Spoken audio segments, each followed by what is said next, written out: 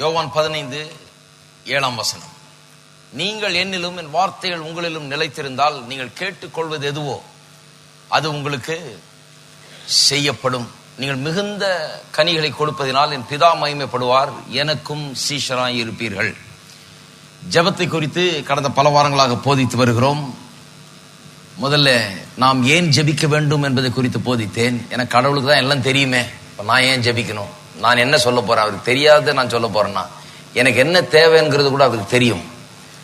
ஆகவே நான் ஏன் ஜெபிக்க வேண்டும் என்று கேட்கிறார்கள். இன்னும் சிலர் கேட்கிறார்கள்,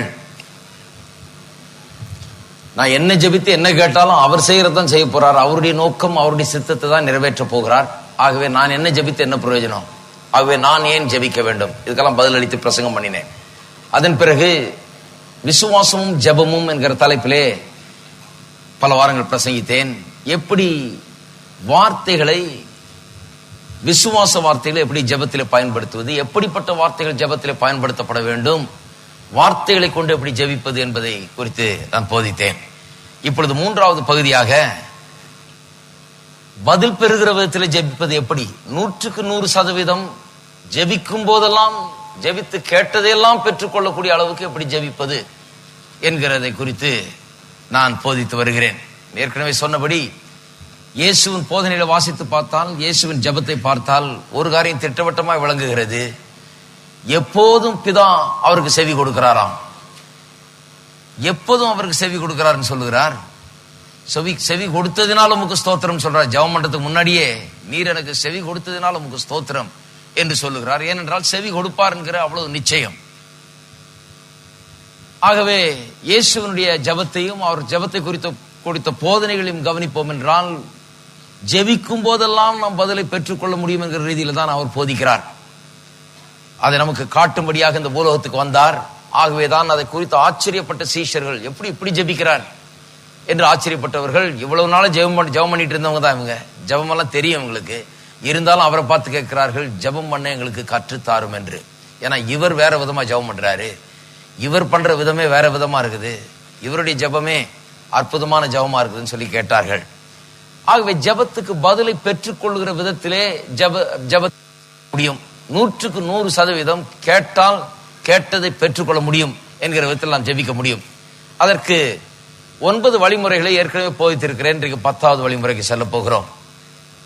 ஏற்கனவே நான் சொன்ன காரியங்களை திரும்பி சொல்ல விரும்பவில்லை, ஏனென்றால் நேரம் நிறைய தேவைப்படுது இன்றைக்கு. ஆனால் அந்த 9 வழிமுறைகள் என்ன அடங்கி இருக்கிறது? ஜெபம் செய்வதற்கு முன்பதாகவே நம்முடைய உள்ளங்களை நாம் ஆயத்தப்படுத்த வேண்டும், பதிலை பெற்றுக் கொள்ளும்படியாக. தேவன் நம்முடைய ஜெபத்துக்கு பதில் அளிக்க விரும்புகிறார் என்று உள்ளத்தை ஆயத்தப்படுத்த வேண்டும். அது மட்டுமல்ல, நாம் என்னத்தை ஜெபித்து கேட்க போகிறோம் என்பதை தேவனுடைய வார்த்தையின் அடிப்படையில், அவருடைய வாக்குத்தத்தத்தின் அடிப்படையிலே நாம் தெரிந்து கொள்ள வேண்டும். அவருடைய வார்த்தையில் இருக்கிறதை கேட்டால், அவர் வாக்கு பண்ணுகிறதை கேட்டால், அவர் கையை பிடிச்சி முறுக்க வேண்டியதில்லை, அவர்கிட்ட கெஞ்ச வேண்டியதில்லை.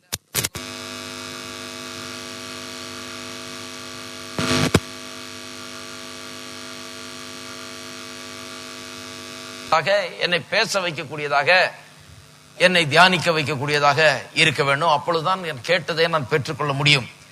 இன்றைக்கு 10வது காரியத்தை உங்களோடு நான் பகிர்ந்து கொள்ள விரும்புகிறேன். ஜெபத்துக்கு பதிலை பெற்றுக்கொள்வதென்றால் நாம் பின்பற்ற வேண்டிய வழிமுறைகளிலே 10வது காரியம். போன வாரத்திலே எப்படி நான் ஜெபித்த பிறகு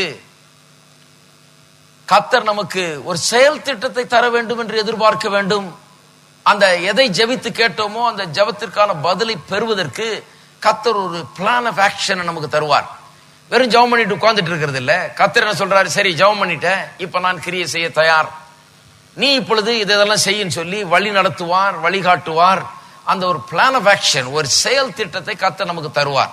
அப்படி தருவார் என்று எதிர்பார்க்க வேண்டும். அப்படி தரும்போது நாம் அதிலே செயல்பட வேண்டும் என்று நான் சென்ற வாரத்தில் போதித்தேன். இன்றைக்கு 10வது காரியம், hold a steady course of faith.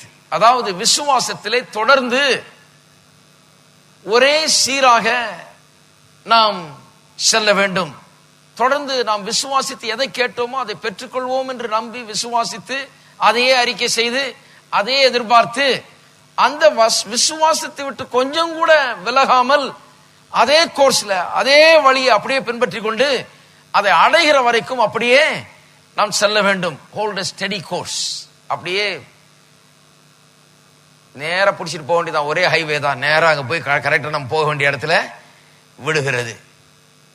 அப்ப எப்படி அந்த விசுவாசத்திலே விலகாமல், விசுவாசத்திலே நாம் அங்குமிங்கும் அலசடிப்படாமல் எப்படி ஒரே சீராக விசுவாசத்திலே நாம் செல்வது என்பது குறித்து இன்றைக்கு சில காரியங்களை உங்களோடு நான் பகிர்ந்து கொள்ள விரும்புகிறேன். பாருங்கள், சில காரியங்கள் சில நேரத்தில் கொஞ்சம் நேரம் எடுக்கிறது. எத்தனை பேருக்கு தெரியும் சில காரியங்கள் கொஞ்சம் நேரம் எடுக்குதுன்னு? நமக்கு உடனுக்குடனே நடந்தா நன்றா இருக்கும். செழிப்பை குறித்து எவ்வளவு போதித்த இந்த சபையில நான் சொல்லுகிறேன், செழிப்பு ஓவர் நைட் லாட்டரி அடிச்ச மாதிரி வர்றது கிடையாது. செழிப்பு வர்றதுக்கு என்ன ஆகிறது? கொஞ்சம் நேரம் ஆகிறது. அதனாலதான் வேதவசனம் சொல்லுது, வர வர விருத்தி அடைந்து மகா பெரியவனானான். அப்படின்னா என்ன அர்த்தம்? வர வர, போக போக, நாளுக்கு நாள் அவனுடைய வாழ்க்கையில விருத்தி, நாளுக்கு நாள் பெருக்கம், நாளுக்கு நாள். இன்றைக்கு விதைக்கிறான், ஒரு கால அளவு அவன் காத்திருக்க வேண்டியதா இருக்குது, பிறகு அறுக்கிறான், திரும்ப விதைக்கிறான், அதற்கு ஒரு காலம் இருக்கிறது, அறுக்கிறதுக்கு திரும்ப அறுக்கிறான். இப்படியே விதைகளை பெருக்கி கொண்டே போகிறான், அறுவடை பெருகி கொண்டே போகிறது. கடைசியில பாத்தீங்கன்னா, நாளடைவில் பார்த்தீங்கன்னா வர வர விருத்தி அடைந்து மகா பெரியவனானான் என்று அங்கே நம்மை பார்த்தும் அவர்கள் சொல்ல முடியும் இல்லையா? இந்த குவிக் ரிச் ஸ்கீம் எல்லாம் இங்க நாங்க போதிக்கிறது கிடையாது. நீ கையை உயர்த்து உனக்கு இன்னைக்கு கிடைச்சிரும் அப்படின்னு நான் சொல்லல. சில வேதத்தின் சில பிரின்சிபிள்ஸ், வழிமுறைகளை போதிக்கிறோம். இதை நாம் பின்பற்றி விசுவாசத்தை நாம் செயல்படுத்தும் போது நாளுக்கு நாள் அது நம்முடைய வாழ்க்கையில கிரியை செய்து விசுவாசம் பெறுகிறது. அந்த விசுவாசத்துக்கு ஏற்ற போல வாழ்க்கையில ஆசீர்வாதங்களும் பெருக ஆரம்பிக்கிறது. இதைத்தான் நாம் போதித்து வருகிறோம். இன்னைக்கே உடனே செழிப்பு ஒரு பொட்டியில போட்டு கொடுத்துட்டா நமக்கு ரொம்ப சந்தோஷமா தான் இருக்கும். ஆனா அப்படி வர்றதில்லை. அப்படி யாராவது கிடைக்கும்னு எங்கேயாவது சொன்னாங்கன்னா நிச்சயமா அதை பற்றி கொஞ்சம் சந்தேகம் தான் பண்ணும். வந்து இந்த டிக்கெட்டை வாங்கிக்கங்க, உங்க பேர்ல விழுந்தா உங்களுக்கு 10 கோடி கிடைக்கும், இவருக்கு கிடைச்சிருக்கு அவருக்கு கிடைச்சிருக்குன்னு சொன்னாங்கன்னா அதெல்லாம் பின்பற்றாதீங்க. வேத வசகாத்து அது பண்ணி இது பண்ணி இதுக்கு வேண்டிய மருந்து மாத்திரைகள்லாம் சாப்பிட்டு என்னென்னமோ பண்ணி கடைசியில 9 மாசத்துக்கு பிறகு அது குழந்தை வந்து சேருகிறது. இன்னைக்கே கிடைச்சா நல்லா தான் இருக்கும். ஆனால் அது அப்படிதான், அது 9 மாசம் பொறுத்து தான் அது பிறக்கும். ஆகவே நாம் ஜெபம் பண்ணி சில காரியங்களை விண்ணப்பிக்கும் போதும் சில காரியங்கள் கொஞ்சம் நேரம் எடுக்கிறது என்பதை நாம் புரிந்து கொள்ள வேண்டும். அது சில நேரம் எடுக்கிறதுனால நடுவுல நம்முடைய தைரியத்தை நாம் விட்டுவிட கூடாது. நேரம் எடுக்கிறதுனால நம்மளுக்கு கிடைக்காதுன்னு அர்த்தம் இல்ல, நேரம் எடுக்கிறதுனால அது கேன்சல் அர்த்தம் இல்ல. இந்த நேரம் எடுக்கிற காலங்களில் நான் கேட்டுட்டேன், இன்னும் அது எனக்கு வந்து கையில வந்து கிடைக்கவில்லை, பெற்றுக்கொண்டேன் என்று விசுவாசிக்கிறேன். கேட்டது என்னுடையது என்ற ரீதியில என்னுடைய வார்த்தைகள் என்னுடைய சிந்தனைகள் எல்லாம் அந்த ரீதியில தான் இருக்கிறது. அதை நோக்கி நான் போய்கொண்டிருக்கிறேன். நிச்சயமா அதை அடைவேன் என்று நான் நம்புகிறேன். நான் கேட்டதற்கும் அதை பெற்றுக்கொள்வதற்கும் இடைப்பட்ட காலத்திலே நான் என்ன பண்ண வேண்டும்? ஒரே சீராக இந்த விசுவாச வாழ்க்கையை நான் செலுத்த வேண்டும். கேட்டதை அடைந்து கொள்ளும்படியாக அப்படியே சீரா கொண்டு போய் சேரணும். ஏன்னா நடுவுல வழியை தவற விட்டுட்டேன்னா, நடுவுல விசுவாசத்தை நான் கைவிட்டு விட்டேன் என்றால், நடுவுல திசை மாறி போனேன் என்றால் எங்க போய் சேர விரும்புகிறேனோ அங்க போய் சேர முடியாது. ஆகவே திருப்பவும் எபிரேயர்களது நிருபம், எபிரேயர்களது நிருபம் 10ஆம் அதிகாரம், எபிரேயர் 10:35வது வசனம். ஆகையால் மிகுந்த பலனுக்கு ஏதுவான உங்கள் தைரியத்தை விட்டு விடாதிருங்கள். நீங்கள் தேவனுடைய சித்தத்தின்படி செய்து வாக்கு தத்தம் பண்ணப்பட்டதை பெரும்படிக்கு பொறுமை உங்களுக்கு வேண்டியதா இருக்கிறது. வாக்கு தத்தம் பண்ணப்பட்டதை பெரும்படிக்கு பொறுமை உங்களுக்கு வேண்டியதா இருக்கிறது. எல்லாரும் சொல்லுவோம், வாக்கு தத்தம் பண்ணப்பட்டதை பெரும்படிக்கு பொறுமை உங்களுக்கு வேண்டியதா இருக்கிறது. அதை பற்றி சொல்லும் போதுதான் சொல்றாரு, உங்கள் தைரியத்தை விட்டு விடாதீர்கள் சொல்லி. மிகுந்த பலனுக்கு ஏதுவான, அதாவது மிகுந்த பலன் கொடுக்கக்கூடிய உங்கள் தைரியத்தை, தைரியமா இருந்தீங்கன்னா, தைரியம் சொன்னா ஆங்கிலத்தில் ரொம்ப நல்லா வந்திருக்குது கான்பிடன்ஸ். கான்பிடன்ஸ் சொன்னா தமிழ்ல தைரியம்னு மொழிபெயர்த்திருக்கிறார். கான்பிடன்ஸ் சொன்னா ஒரு ஆழ்ந்த ஸ்திரமான நம்பிக்கை. என்ன நம்பிக்கை? உறுதியான நம்பிக்கை. எதுல நம்பிக்கை? நிச்சயமா நான் கேட்டுக்கொண்டதை பெற்றேன் தீர்வேன், கேட்டுக்கொண்டது என்னுடையது என்கிற ஒரு ஸ்திரமான நம்பிக்கை. அந்த நம்பிக்கையை, அந்த ஸ்திரமான நம்பிக்கையை, ஆழ்ந்த நம்பிக்கையை விட்டு விடாதிருங்கள், அந்த தைரியத்தை விட்டு விடாதிருங்கள் என்று சொல்லுகிறார். ஏன்? தேவனுடைய சித்தத்தின்படி நீங்கள் செய்த பிறகு, after you have done the will of God ஆங்கிலத்தில் வருது. தேவனுடைய சித்தத்தை நீங்கள் என்றைக்கு செய்து முடிச்சிட்டீங்களோ, செய்து முடித்த பிறகு வாக்குத்தத்தம் பண்ணப்பட்டதை பெறும்படி பொறுமை உங்களுக்கு வேண்டியதா இருக்கிறது. தேவனுடைய சித்தத்தை செய்திருக்கிறீர்களா? ஜபத்துல என்ன பண்ணிருக்கிறீங்க? தேவனுடைய சித்தத்தின்படி வேண்டிக் கொண்டிருக்கிறீர்கள், தேவனுடைய வார்த்தையின்படி கேட்டிருக்கிறீர்கள், தேவன் வாக்குத்தத்தம் பண்ணப்பட்டதை விரும்பி இருக்கிறீர்கள். அதை உங்களுடைய விருப்பமாக ஆக்கி, அதை விரும்பி எவைகளை விரும்பி கேட்டுக்கொள்கிறீர்களோ அது உங்களுக்கு உண்டாயிருக்கும் சொல்றது போல அந்த விரும்பின காரியங்களை நீங்கள் கேட்டிருக்கிறீர்கள். அப்ப தேவனுடைய சித்தத்தை செய்திருக்கிறீர்கள். ஜபமே தேவனுடைய சித்தத்தை செய்யறது தான். தேவனுடைய சித்தத்தை செய்துட்டு வாக்குத்தத்தம் பண்ணப்பட்டதை பெரும்படிக்கு பொறுமையாக காத்து கொண்டிருக்க வேண்டும் என்று சொல்லியது.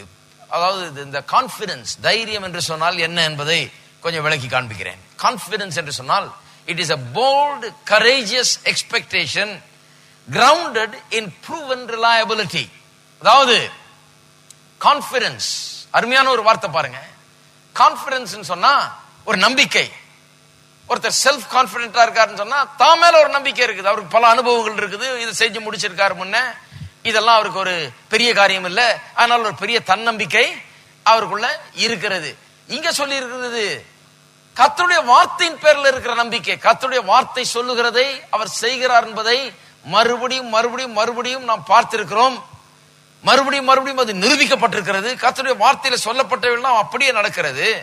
அதன் அடிப்படையில நான் தைரியமாக நம்புகிறேன், விசுவாசிக்கிறேன், நான் கேட்டதையும் நிச்சயமாக நான் பெற்றுக்கொள்வேன் என்கிறதை ஒரு மாறாத நிச்சயத்தோடு நான் நம்புகிறேன். அதுதான் கான்பிடன்ஸ். அப்ப இந்த கான்பிடன்ஸை விட்டு விடாதிருங்கள் என்று சொல்லப்பட்டிருக்கிறது. இந்த கான்பிடன்ஸை தான் காத்துக்கொள்ளணுமா? ஜெபம் பண்ண பிறகு பெற்றுக்கொள்ளுகிற வரைக்கும் கான்பிடென்டா இருக்கணும். எப்படி கான்பிடென்டா இருக்கணும்? நான் பெற்றுக்கொள்வேன் என்கிறதுல கான்பிடென்டாக இருக்க வேண்டும் என்று இங்கே வேதவசனம் நமக்கு போதிக்கிறது. எப்படி நம்ம கான்பிடென்டா இருக்குது பாருங்க. அநேக கிறிஸ்தவர்களுக்கு இன்னைக்கு என்ன பிரச்சனைனா, அவர்கள் நினைக்கிறார்கள் இந்த விசுவாசத்தை ஒரே சீராக செலுத்துவது, இந்த ஜெபித்த காலத்திற்கும் அதை பெற்றுக்கொள்ளுகிற காலத்துக்கும் இடைப்பட்ட காலத்திலே இன்ஸ்பிரேஷன் தான் அவர்கள் தேவைன்னு நினைக்கிறாங்க. இன்ஸ்பிரேஷன் இருந்தாதான் அவர்கள் வெற்றி பெற முடியும்னு நினைக்கிறாங்க. ஆனால் இன்ஸ்பிரேஷன் இல்லை, இன்ஃபர்மேஷன் தான் ரொம்ப முக்கியம். இருக்கீங்களா? நிறைய கிறிஸ்தவர்கள் இன்றைக்கு இன்ஸ்பிரேஷன் கிறிஸ்டியன்ஸா இருக்கிறாங்க. இன்னும் கேட்டா பெர்ஸ்பிரேஷன் தான் இன்ஸ்பிரேஷன் நினைக்கிறாங்க. பெர்ஸ்பிரேஷன் வேர்வை. நாங்கள் அந்த காலத்தில் நினைச்சது உண்டு, வேர்த்துட்டா கர்த்தருடைய ஆவியானவர் வந்து இறங்கிட்டாருன்னு நினைச்சோம். நல்லா வேர்த்து ஒரு ஊத்திட்டா ஏதோ பெரிய ஆவியானவர் அசைவாடினார்னு நாங்க நினைச்சோம். தேவனுடைய பிரசன்னம் இங்க வந்துருச்சுன்னு நாங்க நினைச்சோம். ஏதோ கொஞ்சம் சத்தம் போட்டா தேவனுடைய பிரசன்னம் நம்ம மத்தியில் இருக்குதுன்னு நினைச்சோம். சத்தம் போடுறது தப்பே கிடையாது, நாம் கர்த்தருக்குள்ள சந்தோஷமா இருக்கோம், அதனால சத்தம் போடுறோம், கர்த்தரை ஆராதிக்கிறோம். ஆனால் நாங்க என்ன நினைச்சோம்? இன்ஸ்பிரேஷன் தான் ரொம்ப முக்கியம் நினைச்சோம். ஆகவே நாங்க சபைக்கு போகும்போது என்ன கிடைச்சது? இன்ஸ்பிரேஷன் தான் கிடைச்சது. முக்காவாசி நேரம் இன்ஸ்பிரேஷன் எப்படி கிடைச்சது? நாங்க எல்லாம் சேர்ந்துக்கிட்டு ஒருத்தரை இன்ஸ்பயர் பண்ணிட்டு இருந்தோம். நல்ல சத்தமா பாடணும், கர்த்தரை துதிச்சோம், எல்லாம் பண்ணணும். இப்படி உற்சாகப்படுத்துறதுல நேரத்தை செலவழித்த மொழிய இன்ஃபார்ம் பண்ணுகிறதுல அவ்வளவு நேரம் செலவழிக்கப்படவில்லை. உற்சாகம் வந்தது, ஞாயிற்றுக்கிழமை தோறும் உற்சாகம் வந்தது. போன உடனே அங்க போய் 4 அல்லேலூயா சொல்லி 4 பாட்டை பாடி கையை உயர்த்தி கர்த்தரை கை தட்டி துதித்து ஆராதித்து எல்லாம் பண்ணும்போது இன்ஸ்பிரேஷன் வருதுதான். ஆனா அந்த இன்ஸ்பிரேஷன் வெளியே வந்து கேட்டுட்டு போகும்போதே புஷ்னு போயிடுது. சில நேரத்தில் இன்ஃபர்மேஷன் தான் வீட்டு வரைக்கும் போகுது. இன்ஃபர்மேஷன் தான் திங்கக்கிழமையிலிருந்து சனிக்கிழமை வரைக்கும் என்னுடைய மனதிலே தங்குகிறது. இன்ஸ்பிரேஷன் நல்லதுதான், ஆனால் இன்ஸ்பிரேஷன் போதாது. நம் கர்த்தரை துதிக்கலாம், கர்த்தர் நிமித்தமாக நாம் பரவசம் அடையலாம், கர்த்தருடைய பிரசன்னத்தில் நாம் சந்தோஷிக்கலாம், குதிக்கலாம், ஆடலாம், பாடலாம், ஆர்ப்பரிக்கலாம், எல்லாம் பண்ணலாம், தப்பே கிடையாது. அது இன்ஸ்பிரேஷன். ஆனால் விசுவாசத்தில் அந்த தைரியத்தை கைவிடாமல் நாம் இருக்க வேண்டும் என்றால் வெறும் இன்ஸ்பிரேஷன் போதாது, இன்ஃபர்மேஷன் அவசியம். சில தகவல்கள், அறிவு அவசியம். உற்சாகம் போதாது, அறிவு அவசியம். இன்ஸ்பிரேஷன் என்கிறது அப்படியே உற்சாகம். வராதவங்களுக்கு நாங்க என்ன பண்ண? உற்சாகம் ஏத்தணும். நாங்க உற்சாகம் வரலனா எல்லாம் கை தட்டி பாடு அப்படின்னோம். உற்சாகம் வரலனா எல்லாம் கையை தூக்கி 4 அல்லேலூயா சொல்லு அப்படின்னு சொன்னோம். உற்சாகம் வரலனா என்னத்தையாவது ஒண்ணு பண்ண வச்சு கொஞ்சம் சத்தங்கத்தை போட்டு என்னத்தையா பண்ணி உற்சாகத்தை வர வச்சோம். சொல்லியிருக்கேன் இல்லையா, ஒருத்தர் ட்ரம் அடிப்பார் அந்த காலத்துல. அவர் அடிச்சாருனாலே பெரிய உற்சாகம் தான். அவர் பக்கத்துல நான் உட்காந்துட்டு சின்ன பையனா ஒரு குச்சியை வச்சு அதுல கந்த துணி சுத்தி சுத்தி கொடுத்துட்டு இருப்பேன். ஏன்னா அவர் அடிக்கிற அடியில அந்த ட்ரம் அப்படியே மேல பறக்கும், தரையிலே இருக்காது பாருங்க. இந்த கைக்கும் இந்த கைக்கும் இந்த மாதிரி ட்ரம் இல்லை, அது இப்படி இருக்கும். அடிச்சாருன்னா இந்த கைக்கும் இந்த கைக்கும் நடுவுல அற்புத விதமா அது ஒரு 2 இன்ச்சு மேலதான் இருக்கும், பறந்துகிட்டே இருக்கும், கீழே வைக்க மாட்டாரு. அடிக்கிற அடியில இதெல்லாம் கலந்துகிட்டு வந்துடும் இந்த இதெல்லாம். அதனால நான் பக்கத்துல அவருடைய அசிஸ்டன்ட் கடன்னு சுத்தி அவரு கொடுத்துக்கிட்டே இருப்பேன். ஏன்னா இவர் இது நிறுத்தி இதை நிறுத்தினா இன்ஸ்பிரேஷன் நின்றுடும், இதை நிறுத்தினா ஆராதனையே சப்புன்னு போயிடும் பாருங்க. இதை நிறுத்தினா அப்படியே காத்து இறக்கி விட்ட மாதிரி புஷ்ன்னு எல்லாம் அப்படியே இறங்கிடும். அதனால இன்ஸ்பிரேஷனுக்காக இதுக்கு நாங்க அடி நல்லான்னு சொல்லி அடிச்சுட்டே இருக்குது. என்னைக்காவது ஒரு நாள் அவரு ஏதாவது சோகம் இல்லைன்னு படுத்துட்டாரு அல்லது ஏதாவது வர முடியலன்னு போச்சுன்னு பாருங்க, அன்னைக்கு கத்தரே ஆப்சென்ட் மாதிரி இருக்கும். ஆவியானவரே அசைவாடு இல்ல, என்ன இது ட்ரம் சரியில்லாதான் அப்படின்னு நினைச்சோம். ஆகவே இன்ஸ்பிரேஷனை ரொம்ப நாங்க விரும்பினோம் பாருங்க, தப்பு இல்ல. கத்தருக்குள்ள பரவசம் அடைகிறது, ஆனந்தமா ஆடி பாடுறது எல்லாம் கரெக்ட் தான், எல்லாம் நல்லதுதான். ஆனால் வெறும் அது மட்டும் போதாது பாருங்க. அதுதான் சொல்ல வர்றேன்.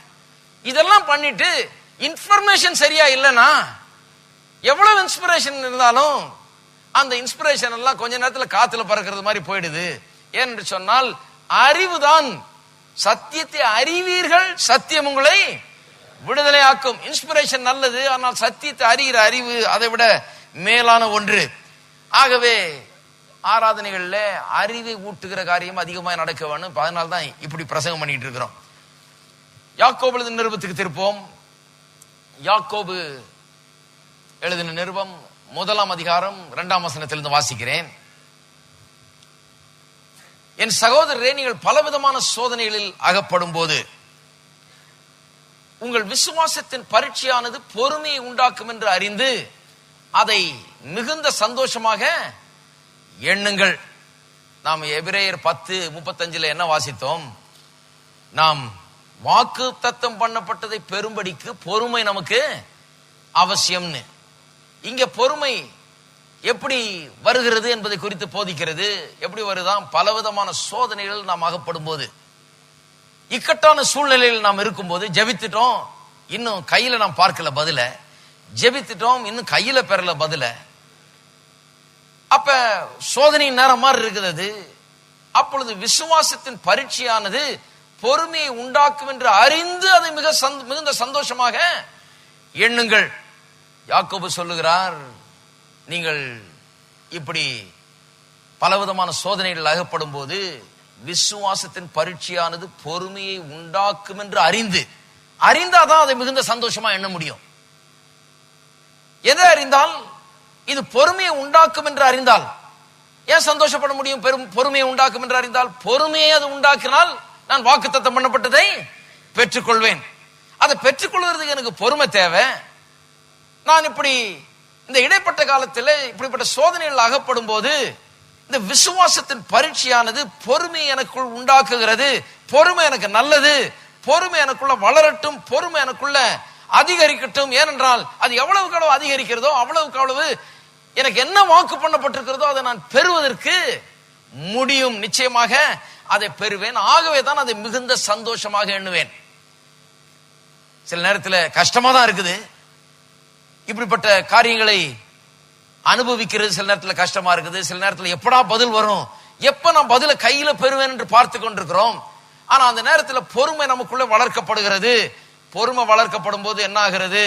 நிச்சயமாய் நாம் எதை விரும்பி கேட்டுக்கொண்டோமோ அதை பெற்றுக்கொள்ள முடியும் என்கிற ஒரு காரியம் உண்டாகிறது. அதனாலதான் அதை மிகுந்த சந்தோஷமாக நாம் எண்ண வேண்டும். அநேகர் பாருங்க, கஷ்டத்தை சந்தோஷமா எண்ணுங்க, கஷ்டத்தை சந்தோஷமா எண்ணுங்கன்னு சொல்றாங்க. ஆகவே நானும் கஷ்டத்தை சந்தோஷமா என்றதுக்கு எவ்வளவு முயற்சி பண்ணி பார்த்திருக்கேன், நடக்கல. எப்படி கஷ்டத்தை சந்தோஷமா என்றது? முடியவே முடியாது. நீங்க ட்ரை பண்ணி பார்த்திருக்கீங்களா? கஷ்டத்தை சந்தோஷமா எண்ணுங்க. அநேக கிறிஸ்தவ போதனைகள் என்ன சொல்றாங்க? கஷ்டப்படும் போது ரொம்ப சந்தோஷமா அதை எண்ணுங்கள், சந்தோஷமா அதை எண்ணுங்கள்னா. அதனாலதான் எல்லா கிறிஸ்தவர்களும் பாருங்க அப்படியே போட்டு புளியில முக்கிய எடுத்த மாதிரி இருப்பாங்க. கஷ்டத்தை அப்படியே சந்தோஷமா எண்ணிக்கொண்டிருக்கிறார்கள். அல்லேலூயா. இங்க பல்ல கடிச்சிட்டு அல்லேலூயா ஆமென் அப்படின்னு சொல்லிட்டு கஷ்டத்தை அவர்கள் சந்தோஷமா எண்ணிக்கொண்டு, எப்படியோ சகிச்சுக்குவோம், என்ன பண்றது, பல்ல கடிச்சுக்கிட்டு இதை சகிச்சுதான் ஆகணும். என்றைக்கு இயேசு வர்றாரோ அன்னைக்குதான் இதுல இருந்து விடுதலை. ஏதாவது பல்ல கடிச்சிட்டு இப்படியே சகிச்சுட்டு போவோம்னு சொல்லி அப்படி சகித்து கொண்டிருக்கிறார்கள். அப்படி சகித்து கொள்ளலைங்க. ஏதோ ஒன்றை நாம் அறிந்து கொள்ள வேண்டியதா இருக்குது. அதை அறிந்து கொள்ளும் போது என்ன அறிந்து கொள்ளும் போது பொறுமை நமக்குள்ளே வளர்கிறது என்பதை நாம் அறிந்து கொள்ளும் போது நாம் இதையெல்லாம் சந்தோஷமாய் நினைக்க முடிகிறது. கஷ்டத்தை எப்படி சந்தோஷமா நினைக்க முடிகிறது? எப்பன்னு சொன்னா பொறுமை எனக்குள்ளே வளர்கிறது. இந்த பொறுமை வளரும் போது எனக்கு நிச்சயமாய் பதிலை பெற்றுக்கொள்ளக்கூடிய நாள் உண்டாகிறது என்கிறது எனக்கு நிச்சயமாய் தெரிய ஆரம்பிக்கிறது. ஆகவேதான் அதை மிகுந்த சந்தோஷமாக எண்ணுங்கள் என்று சொல்லப்பட்டிருக்கிறது. அப்புறம் சொல்லி இருப்பாருங்க 4ஆம் வசனம், நீங்கள் ஒன்றிலும் குறைவுள்ளவர்களாயிராமல் பூரணராயும் நிறைவுள்ளவர்களாயும் இருக்கும்படி பொறுமையானது பூரண கிரியை செய்ய கடவுது. பொறுமை என்ன பண்ணுகிறதாம்? நீங்கள் ஒன்றிலும் குறைவுள்ளவர்களாயிராமல் பூரணராய் நிறைவுள்ளவர்களாய் இருக்கும்படி பொறுமையானது என்ன பண்ணுகிறது? பூரண கிரியை செய்கிறது. பொறுமையானது பூரணமா கிரியை செய்து உங்களுடைய வாழ்க்கையில நீங்கள் எதிலுமே குறைவுபட முடியாது. அதனாலதான் குறைவு இருக்கிற நேரத்தில் என்னால சந்தோஷமா இருக்க முடியுது. ஏன் என்று சொன்னால் எனக்குள்ள பொறுமை கிரியை செய்து கொண்டிருக்கிறது. இந்த பொறுமை பூரணமான கிரியை நடப்பிக்கும் போது எனக்கு குறைவே இருக்காது. எத்தனை பேர் நம்புறீங்க அதை? அப்பதான் குறைவு ஏற்படும் போது கூட எனக்கு அதை சரியான அணுகுமுறையில் பார்க்க முடிகிறது. ஏன் என்று சொன்னால் நான் அதை எப்படி பார்க்கிறேன்? பொறுமை எனக்குள்ள வேலை செய்கிறது. இந்த பொறுமை நிமித்தமாக இது பூரணமாய் கிரியை செய்யும் போது நான் ஒன்றிலும் குறைவில்லாதவனாக நிறைவுள்ளவனாக நான் இருப்பேன். பொறுமை தான் எனக்கு அவசியம். தேவன் வாக்குத்தத்தம் பண்ணின அனைத்தையும் பெற்றுக்கொள்ள பொறுமை அவசியம். பொறுமை எனக்குள்ள நல்லா வேலை செய்யட்டும். ஏன்னா இது மட்டும் நல்லா வேலை செய்யுதுன்னா நாளைக்கு எனக்கு எந்த குறையுமே இருக்காது. நான் நிறைவுள்ளவனாக நான் இருக்க முடியும். பதில்களை நான் பெற்றுக்கொள்ள முடியும் என்கிற நிச்சயம் எனக்கு உண்டாகிறது. சரி, அப்ப வேத வசனத்திலிருந்து அறிவு நமக்கு உண்டாக வேண்டும். அறிந்து அதை மிகுந்த சந்தோஷமாய் எண்ணுங்கள் என்று சொல்லப்பட்டிருக்கிறது. அறிவுதான் சந்தோஷத்தை உண்டாக்குகிறது. அப்ப வேத வசனத்திலிருந்து சில காரியங்களை நாம் பார்க்க வேண்டும். எந்த விதமான அறிவு, எந்த விதமான தகவல்கள், எந்த விதமான இன்ஃபர்மேஷன் விசுவாசத்திலே நாம் சீராக அப்படியே சென்று நாம் நினைத்ததை வேண்டிக் கொண்டதை அடையும்படியாய் நமக்கு உதவுகிறது என்பதை கவனிப்போம். முதலாவது காரியம், நான் கேட்டுக்கொண்டது சரியான ஒரு காரியம், ஆகவே அதை நான் நிச்சயமாய் பெற்றுக்கொள்வேன் என்கிற ஒரு மாறாத நம்பிக்கை நமக்குள்ள இருக்க வேண்டும். நான் கேட்டுக்கொண்ட காரியம் சரியானது. நான் சரியா தான் கேட்டிருக்கிறேன்.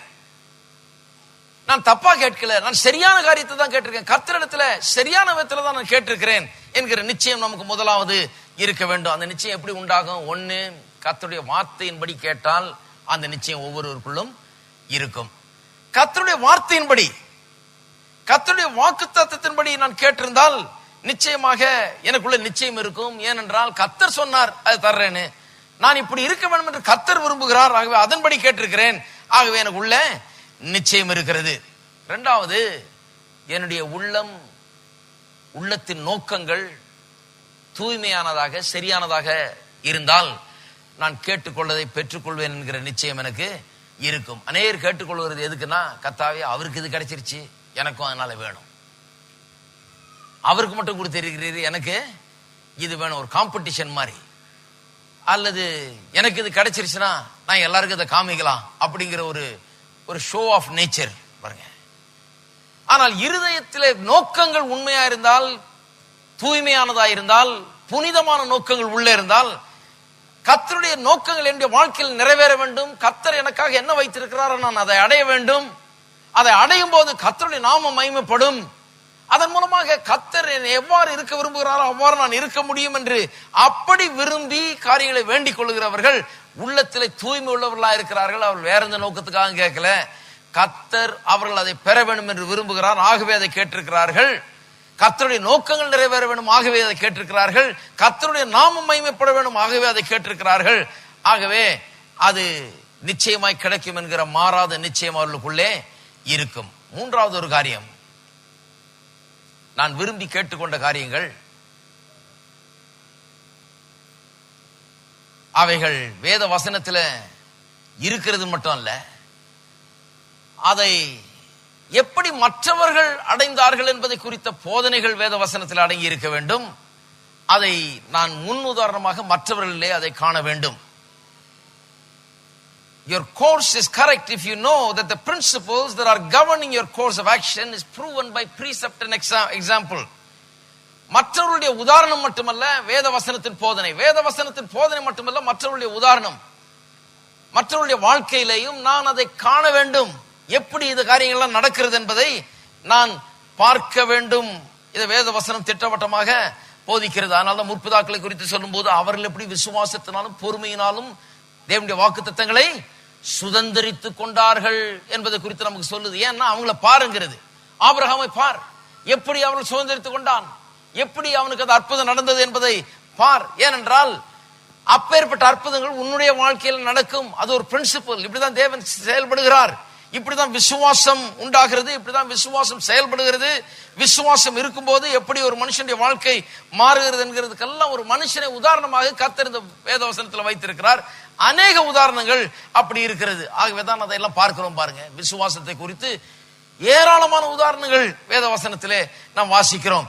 எப்படி ஜனங்கள் விசுவாசித்து பெற்றுக் கொண்டார்கள், அதே மெத்தட்ல தான் நானும் போய்கிட்டு இருக்கிறேன். அப்ப எனக்கு ஒரு நிச்சயம் உண்டாகிறது, அவர்கள் போன அதே மெத்தட்ல தான் நான் போறேன், அதே விசுவாசத்தின் கோட்பாடுகளை நான் பயன்படுத்துகிறேன், அதே முறையை தான் நான் பயன்படுத்துகிறேன், ஆகையால் நிச்சயமாய் பெற்றுக்கொள்வேன் என்று. நான்காவது, நான் விரும்புகிறது சரி என்கிற நிச்சயம் எனக்கு எப்ப உண்டாகும் என்று சொன்னால் அது என்னுடைய விசுவாசத்தின் அடிப்படையில் இருக்கிறதா என்று பார்க்க வேண்டும். என்னுடைய விசுவாசத்தின் அடிப்படையில். நான் ஏற்கனவே உங்களுக்கு சொன்னேன், ஒருவன் ஒரு வியாதிப்பட்ட மகனை இயேசுவிடத்தில் கொண்டு வருகிறான், தீயிலும் தண்ணீரிலும் தள்ளப்படுகிறான் பிசாசினால் பிடிபட்டு. அந்த பையன் சீசர்ட்ட கொண்டு போனா அவர்களால் ஒன்றும் செய்ய முடியல. இயேசுவிட்டவன் சொல்லுகிறான், உம்மால் ஏதாவது செய்யக்கூடுமானால் அப்படின்னு சொல்லும்போது இயேசு என்ன சொல்றாரு, என்னால செய்யக்கூடுமா கூடாதாங்கிறது பிரச்சனை இல்லை, என்னால எப்பவுமே செய்யக்கூடும். ஆனால் உன்னால விசுவாசிக்க முடியுமா? விசுவாசிக்கிறவனுக்கு எல்லாம் கூடும். நீ விசுவாசிக்க கூடுமானால் விசுவாசிக்கிறவனுக்கு எல்லாம் கூடும். அப்படியே பேர்டனை தூக்கி அவன் மேல போடுறாரு. என்ன அர்த்தம்? உனக்கு விசுவாசிக்க முடியுமா? விசுவாசித்தால் உனக்கு எல்லாம் கூடும்.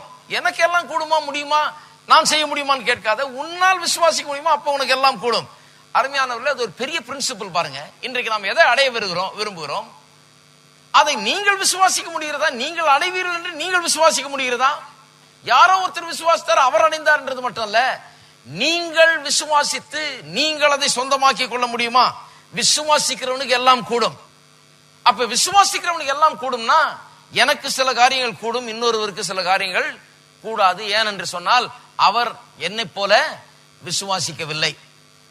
அப்ப ரெண்டு பேர் இருக்கும்போது ரெண்டு பேருக்கு வித்தியாசம் இருக்குது, விசுவாசத்துல வித்தியாசம் இருக்குது. விசுவாசிக்கிறவனுக்கு எல்லாம் கூடும்.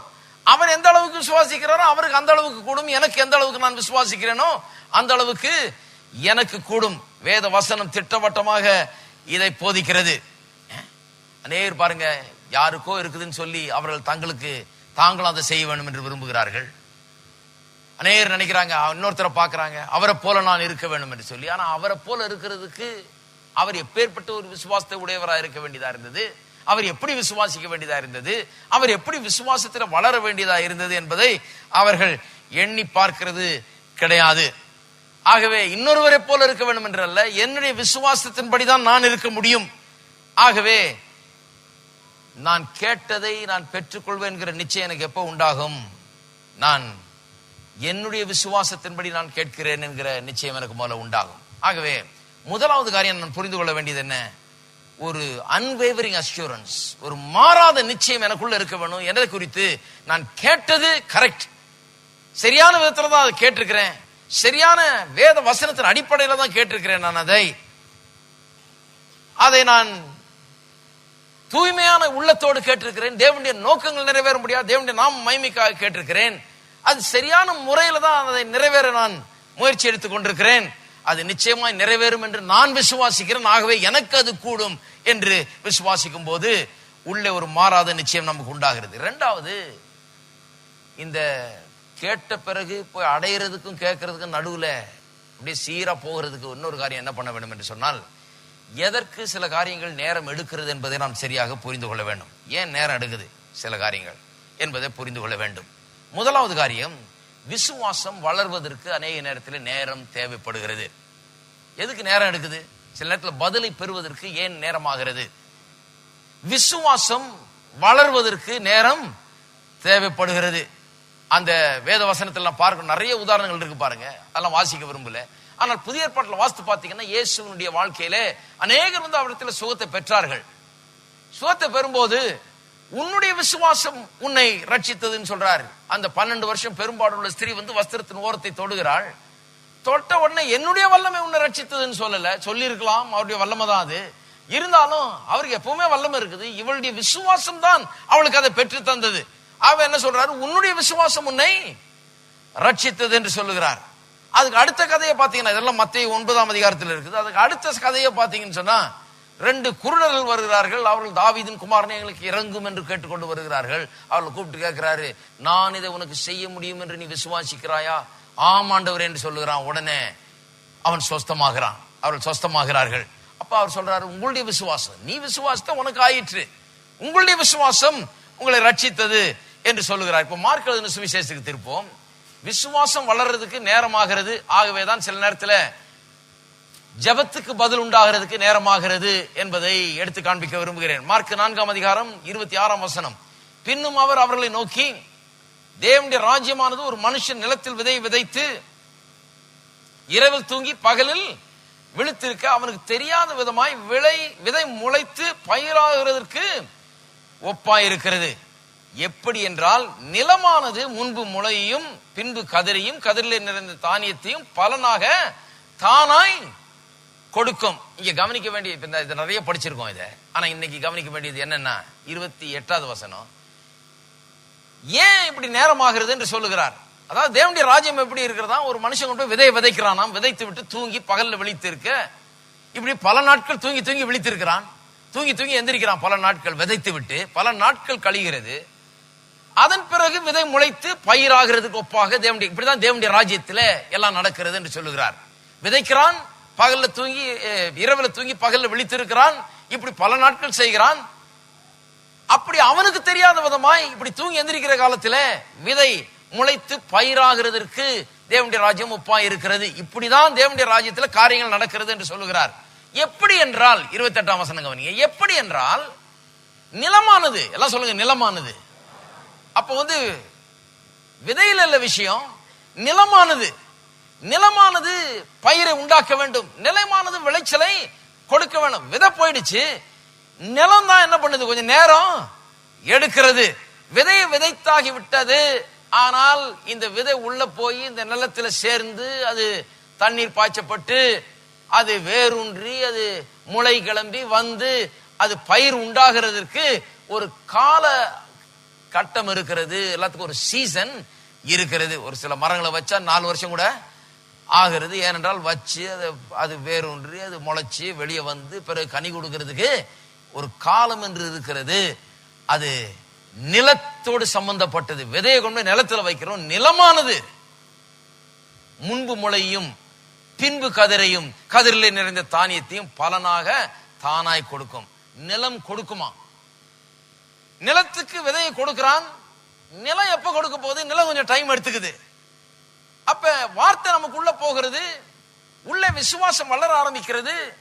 இந்த நிலம் நம்முடைய இருதயமாகிய நிலம் நாம் கொஞ்சம் நேரம் எடுக்கிறோம். அதனாலதான் அநேக நேரத்துல ஜெபத்துக்கு பதில்கள் கொஞ்சம் நேரம் ஆகிறது. ஏன் என்று சொன்னால், விசுவாசம் நமக்குள்ள என்ன பண்ணுகிறது, உள்ள போயிருக்குது. விதை உள்ள போயிருக்குது, இப்ப வளர்ந்து கொண்டிருக்கிறது. நிச்சயமா அது முளை கிளம்பி அது அது எல்லாம் உண்டாகும். கதிரையும் கதிரில் நிறைந்த தானியத்தையும் தானாக அது கொடுக்கும். நிலம் கொடுக்கிறதுக்கு கொஞ்சம் நாள் ஆகிறது. ஏன் என்று சொன்னால் அப்படிதான் அது. இன்னொன்று திருப்போம், நீதிமொழிகள் 4ஆம் அதிகாரம். இதுவும் பார்த்த வசனம் தான். நான் இன்னொன்றை சுட்டி காண்பிக்கிறேன். நிறைய காரியங்களை குறித்து இந்த வசனத்தை பார்த்திருக்கிறோம். ஆனால் இன்றைக்கு புதிதாக ஒன்றை சுட்டி காண்பிக்கிறேன். என் மகனே, என் வார்த்தைகளை கவனி, என் வசனங்களுக்கு உன் செவியை சாய். அவைகள் உன் கண்களை விட்டு பிரியாதிருப்பதாக. அவைகள் உன் இதயத்துக்குள்ளே காத்துக்கொள். அவைகளை கண்டுபிடிக்கிறவர்களுக்கு அவைகள் ஜீவனும் அவர்கள் உடலுக்கெல்லாம் ஆரோக்கியமாம். அதாவது உடலுக்கெல்லாம் ஆரோக்கியத்தை பெறணும், ஜீவனை பெறணும்னா என்ன பண்ணணுமா? வசனத்துக்கு செவியை சாய்க்கணுமா, கண்களை விட்டு பிரியாம வைத்திருக்கணுமா, இருதயத்துக்குள்ள வைத்து காத்து கொள்ளணுமாம். 23ஆம் வசனம் சொல்லுது, எல்லா காவலோடும் உன் இருதயத்தை காத்துக்கொள், அதனிடத்திலிருந்து ஜீவ ஊற்று புறப்படும். அப்ப இந்த மனுஷன் செய்ய வேண்டியது ஒன்று இருக்கிறது. வசனத்தை கேட்கிற மனுஷன் என்ன பண்ண வேண்டியது இருக்குது? செவியை சாய்க்க வேண்டியது இருக்குது, இருதயத்துக்குள்ள வைத்து காக்க வேண்டியது இருக்குது, கண்களை விட்டு பிரியாம வைக்க வேண்டியது இருக்குது, எல்லா காவலோட இருதயத்தை அவன் காத்துக்கொள்ள வேண்டியதா இருக்கிறது. இப்படி இவன் பல முயற்சிகள் எடுக்க வேண்டியது இருக்குது. ஏனென்றால் இவனுடைய விசுவாசத்தை கெடுப்பதற்கு இவனுக்குள்ள வசனம் சென்று இருக்குது. அது விளைந்து அது விளைச்சலை கொடுக்காதபடிக்கு தடை செய்யறதுக்கு 1000 காரியங்கள் வேலை செய்து கொண்டிருக்குது பாருங்க. அதனாலதான் இப்படி சொல்லி இருக்குது, செவியை சாய், கண்களை விட்டு பிரியாது இருப்பதாக, இருதயத்தில் வைத்து காத்துக்கொள், ஜாக்கிரதையாருன்னு சொல்லி இருக்குது. இதெல்லாம் மனுஷன் செய்ய வேண்டியதா இருக்குது. இதையெல்லாம் அவன் படிப்படியா செய்து இதை காத்துக்கொண்டு உள்ளத்துல வச்சு செவியை சாச்சு கண்கள் அதன் மேல வைத்து இப்படியே அவன் பண்ணி கொண்டிருக்க வேண்டியதா இருக்குது. பண்ணி கொண்டிருக்கும் போது அது உடலுக்கெல்லாம் ஜீவனும் ஆரோக்கியமாய் இருக்கிறது. இதுக்கெல்லாம் கொஞ்சம் நேரம் ஆகிறது. இவன் கொஞ்சம் ஒர்க் பண்ண வேண்டியதா இருக்குது. இவன் கண்ணுக்கு முன்னால் அதை வைக்க வேண்டியதா இருக்குது. இவன் செவியை சாய்க்க வேண்டியதா இருக்குது. இவன் இருதயத்தில் வைத்து காக்க வேண்டியதா இருக்குது. இவனுடைய பக்கத்துல தான் நேரம் ஆகிறது அதிகமாக. முதலாவது காரியம் என்ன? அப்ப மனுஷனுடைய பாட்டுல கொஞ்சம் டிலே ஏற்படுகிறது. ஏனென்று சொன்னால் விசுவாசம் அவனுக்குள்ளே வளர வேண்டியதா இருக்கிறது, நினைத்த காரியத்தை பெறும்படியாக. இரண்டாவது, ஏன் நேரம் எடுக்குதுன்னு சொன்னா, தேவன் சில காரியங்களை அரேஞ்ச் பண்ணுகிறார், காரியங்களை வாய்க்க பண்ணும்படியாக சில காரியங்களை அலைன் பண்ணுகிறார். அதெல்லாம் கொண்டு வந்து கரெக்டா சேர்க்கறதுக்கு சில நேரத்தில் சில சூழ்நிலைகளை, சில ஜனங்களை, சில காரியங்களை சரி பண்ணி எல்லாவற்றையும் நமக்கு சாதகமாய் கொண்டு வருவதற்கு கொஞ்சம் நேரம் ஆகிறது. எலியா தீர்க்கதரிசியை குறித்து வாசித்தீர்கள் என்றால் சொல்லப்பட்டிருக்கிறது, அங்கே உட்கார்ந்து கேரி தாற்றங்கரையில அங்க தண்ணி குடிச்சுக்கிட்டு காக்கா கொண்டு வந்து சாப்பிட்டுட்டு இருந்திருக்கான் பாருங்க. திடீர்னு வந்து தண்ணி அங்க நின்று போச்சு. அங்க நின்று போனோடனே கர்த்தர் என்ன சொல்றாரு, நான் ஏற்கனவே உனக்கு அரேஞ்ச்மெண்ட்லாம் பண்ணியிருக்கிறேன், நீ எங்க தங்குறதுன்னு உனக்கு அரேஞ்ச். ஒரு விதவை சாரை பார்த்து ஊர்ல இருக்கிறா, அவளிடத்துல போ, அவளிடத்துல நான் ஏற்கனவே பேசி இருக்கிறேன், அங்க போய் நீ தங்குன்னு சொல்லி இது அரேஞ்ச் பண்றாரு. கர்த்தர் அரேஞ்ச் பண்றவர் எல்லாத்தையும். நல்லா எத்தனை பேர் அதை விசுவாசிக்கிறீங்க? அங்க இங்கேயும் போய் எல்லாத்தையும் நமக்காக அரேஞ்ச் பண்ணிட்டு இருக்கிறார். அந்த விதவை யாருன்னு இவனுக்கு தெரியாது, ஆனா கர்த்தர் அங்க போய் ஏற்கனவே சொல்ற, நீ பயப்படாத, நான் அதெல்லாம் கரெக்டா அலைன் பண்ணி வச்சிருக்கிறேன். இங்கே இது தண்ணி நிக்க உடனே அங்க உனக்கு கொண்டு போய் உனக்கு விடுறதுக்கு உனக்கு ஏற்பாடு பண்ணி இருக்கிறேன். இங்க உன்னுடைய ஸ்டே முடிஞ்சு போச்சு, இனிமே இங்க தங்க முடியாது, ஆனா உனக்கு அடுத்த ஏற்பாடை நான் பண்ணி இருக்கிறேன்னு சொல்லி கரெக்டா பெர்ஃபெக்டா கொண்டாந்து அந்த ஏற்ற நேரத்துக்கு கரெக்டா கொண்டாந்து கர்த்தர் எல்லாவற்றையும் அலைன் பண்ணுகிறார் பாருங்க. அப்ப இதெல்லாம் அலைன் பண்றதுக்கு சில ஆட்களை ரெடி பண்ண வேண்டியதா இருக்குது, அவளிடத்துல பேச வேண்டியதா இருக்குது, சில காரியங்களை வாய்க்க பண்ண வேண்டியதா இருக்குது. இதுக்கெல்லாம் கொஞ்சம் சில காரியங்கள் எல்லாம் அப்படியே கொண்டு வந்து அதை வாய்க்க பண்ணுவதற்கு சில காலம் எடுக்கிறது. தாவீது பாருங்க, ராஜாவாய் அபிஷேகம் பண்ணப்பட்டான் பாருங்க. அபிஷேகம் பண்ணப்பட்டு பிறகு ஆடுதான் மேய்ச்சிட்டு இருந்தான். ஹலோ, நீங்க கேட்கலாம், என்னையா அபிஷேகம் பண்ணப்பட்டோன்னு நேரா போய் யார் சிங்காசனத்தில் உட்கார்ந்து இருந்தாங்களோ அவங்கள்ட்ட சொல்லி இறங்குப்பா கீழே. சாமுவேல் தீர்க்கதரிசி வந்து என்கிட்ட வந்து தலையில எண்ணெய் ஊத்தி எனக்கு அபிஷேகம் பண்ணியிருக்கிறார், சொல்லிட்டார் நான் தான் ராஜான்னு சொல்லி, நீ என்ன இன்னும் இங்க உட்காந்துட்டு இருக்கிற அப்படின்னு சொல்லல. அபிஷேகம் பண்ணப்பட்டு ஆடுதான் மேய்ச்சிட்டு இருந்தான். கொஞ்ச நாள் இருக்கீங்களா?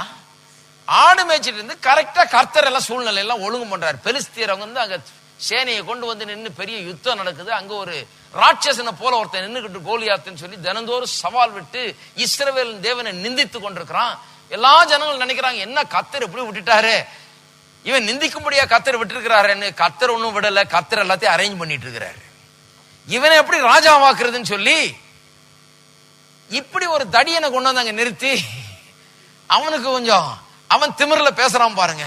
நான் அப்படி பண்ணிடுவேன் இப்படி பண்றேன்னு பேச, கர்த்தர் சொல்றாரு எல்லாம் பர்ஃபெக்டா அரேஞ்ச் பண்ணிருக்கிறேன். இப்ப அந்த சின்ன பையனை கொண்டாந்து அவனை பெரிய ஆள் ஆக்குறதுக்கு இது என்னுடைய அரேஞ்ச்மெண்ட், இது கொஞ்சம் நாள் ஆகுது, அது வரைக்கும் கொஞ்ச நேரம் ஆடு மேய்ச்சிட்டு.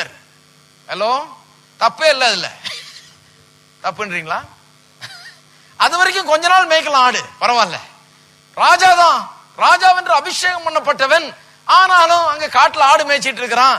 ஏனென்றால் கர்த்தர் எல்லாத்தையும் அனுகூலமா இவனுக்கு எல்லாம் அரேஞ்ச் பண்ணி எல்லா சூழ்நிலை எல்லாம் கொண்டு வந்து இவனுக்கு சாதகமா எல்லாத்தையும் திருப்பி எல்லாத்தையும் செட்டப் பண்றதுக்கு கொஞ்சம் நேரம் ஆகுது.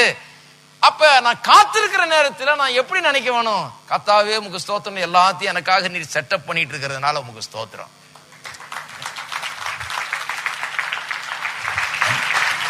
என்னை ராஜாவாக்குவதற்கு, என்னை கீழாகாமல் மேலாக்குவதற்கு, நான் வாளாகாமல் தலையா இருப்பதற்கு, நான் ஆசீர்வாதம் உள்ளவனாக வாழ்வதற்கு, என் பிரச்சனைகளை மேற்கொள்வதற்கு, எனக்கு செழிப்பு உண்டாவதற்கு, என்னுடைய இந்த பிரச்சனையிலிருந்து நான் மீளுவதற்காக எல்லாவற்றையும் எனக்காக வாய்க்க பண்ணி கொண்டிருக்கிறீரோ உமக்கு ஸ்தோத்திரம் சொல்லி கர்த்தரை துதிக்க வேணும். நீங்க என்ன நினைக்கிறீங்க? தாவீது எதுக்கு அவ்வளவு பாட்டு பாடினான்னு நினைக்கிறீங்க? அவனுக்குள்ள ஒரு பெரிய சந்தோஷம். ராஜாவா போறேன் நானு, ஏன்னா சாமுவேல் தீர்க்கதரிசி சொல்லிட்டாரு, இனிமே பாட்டு பாட வேண்டியதுதான்.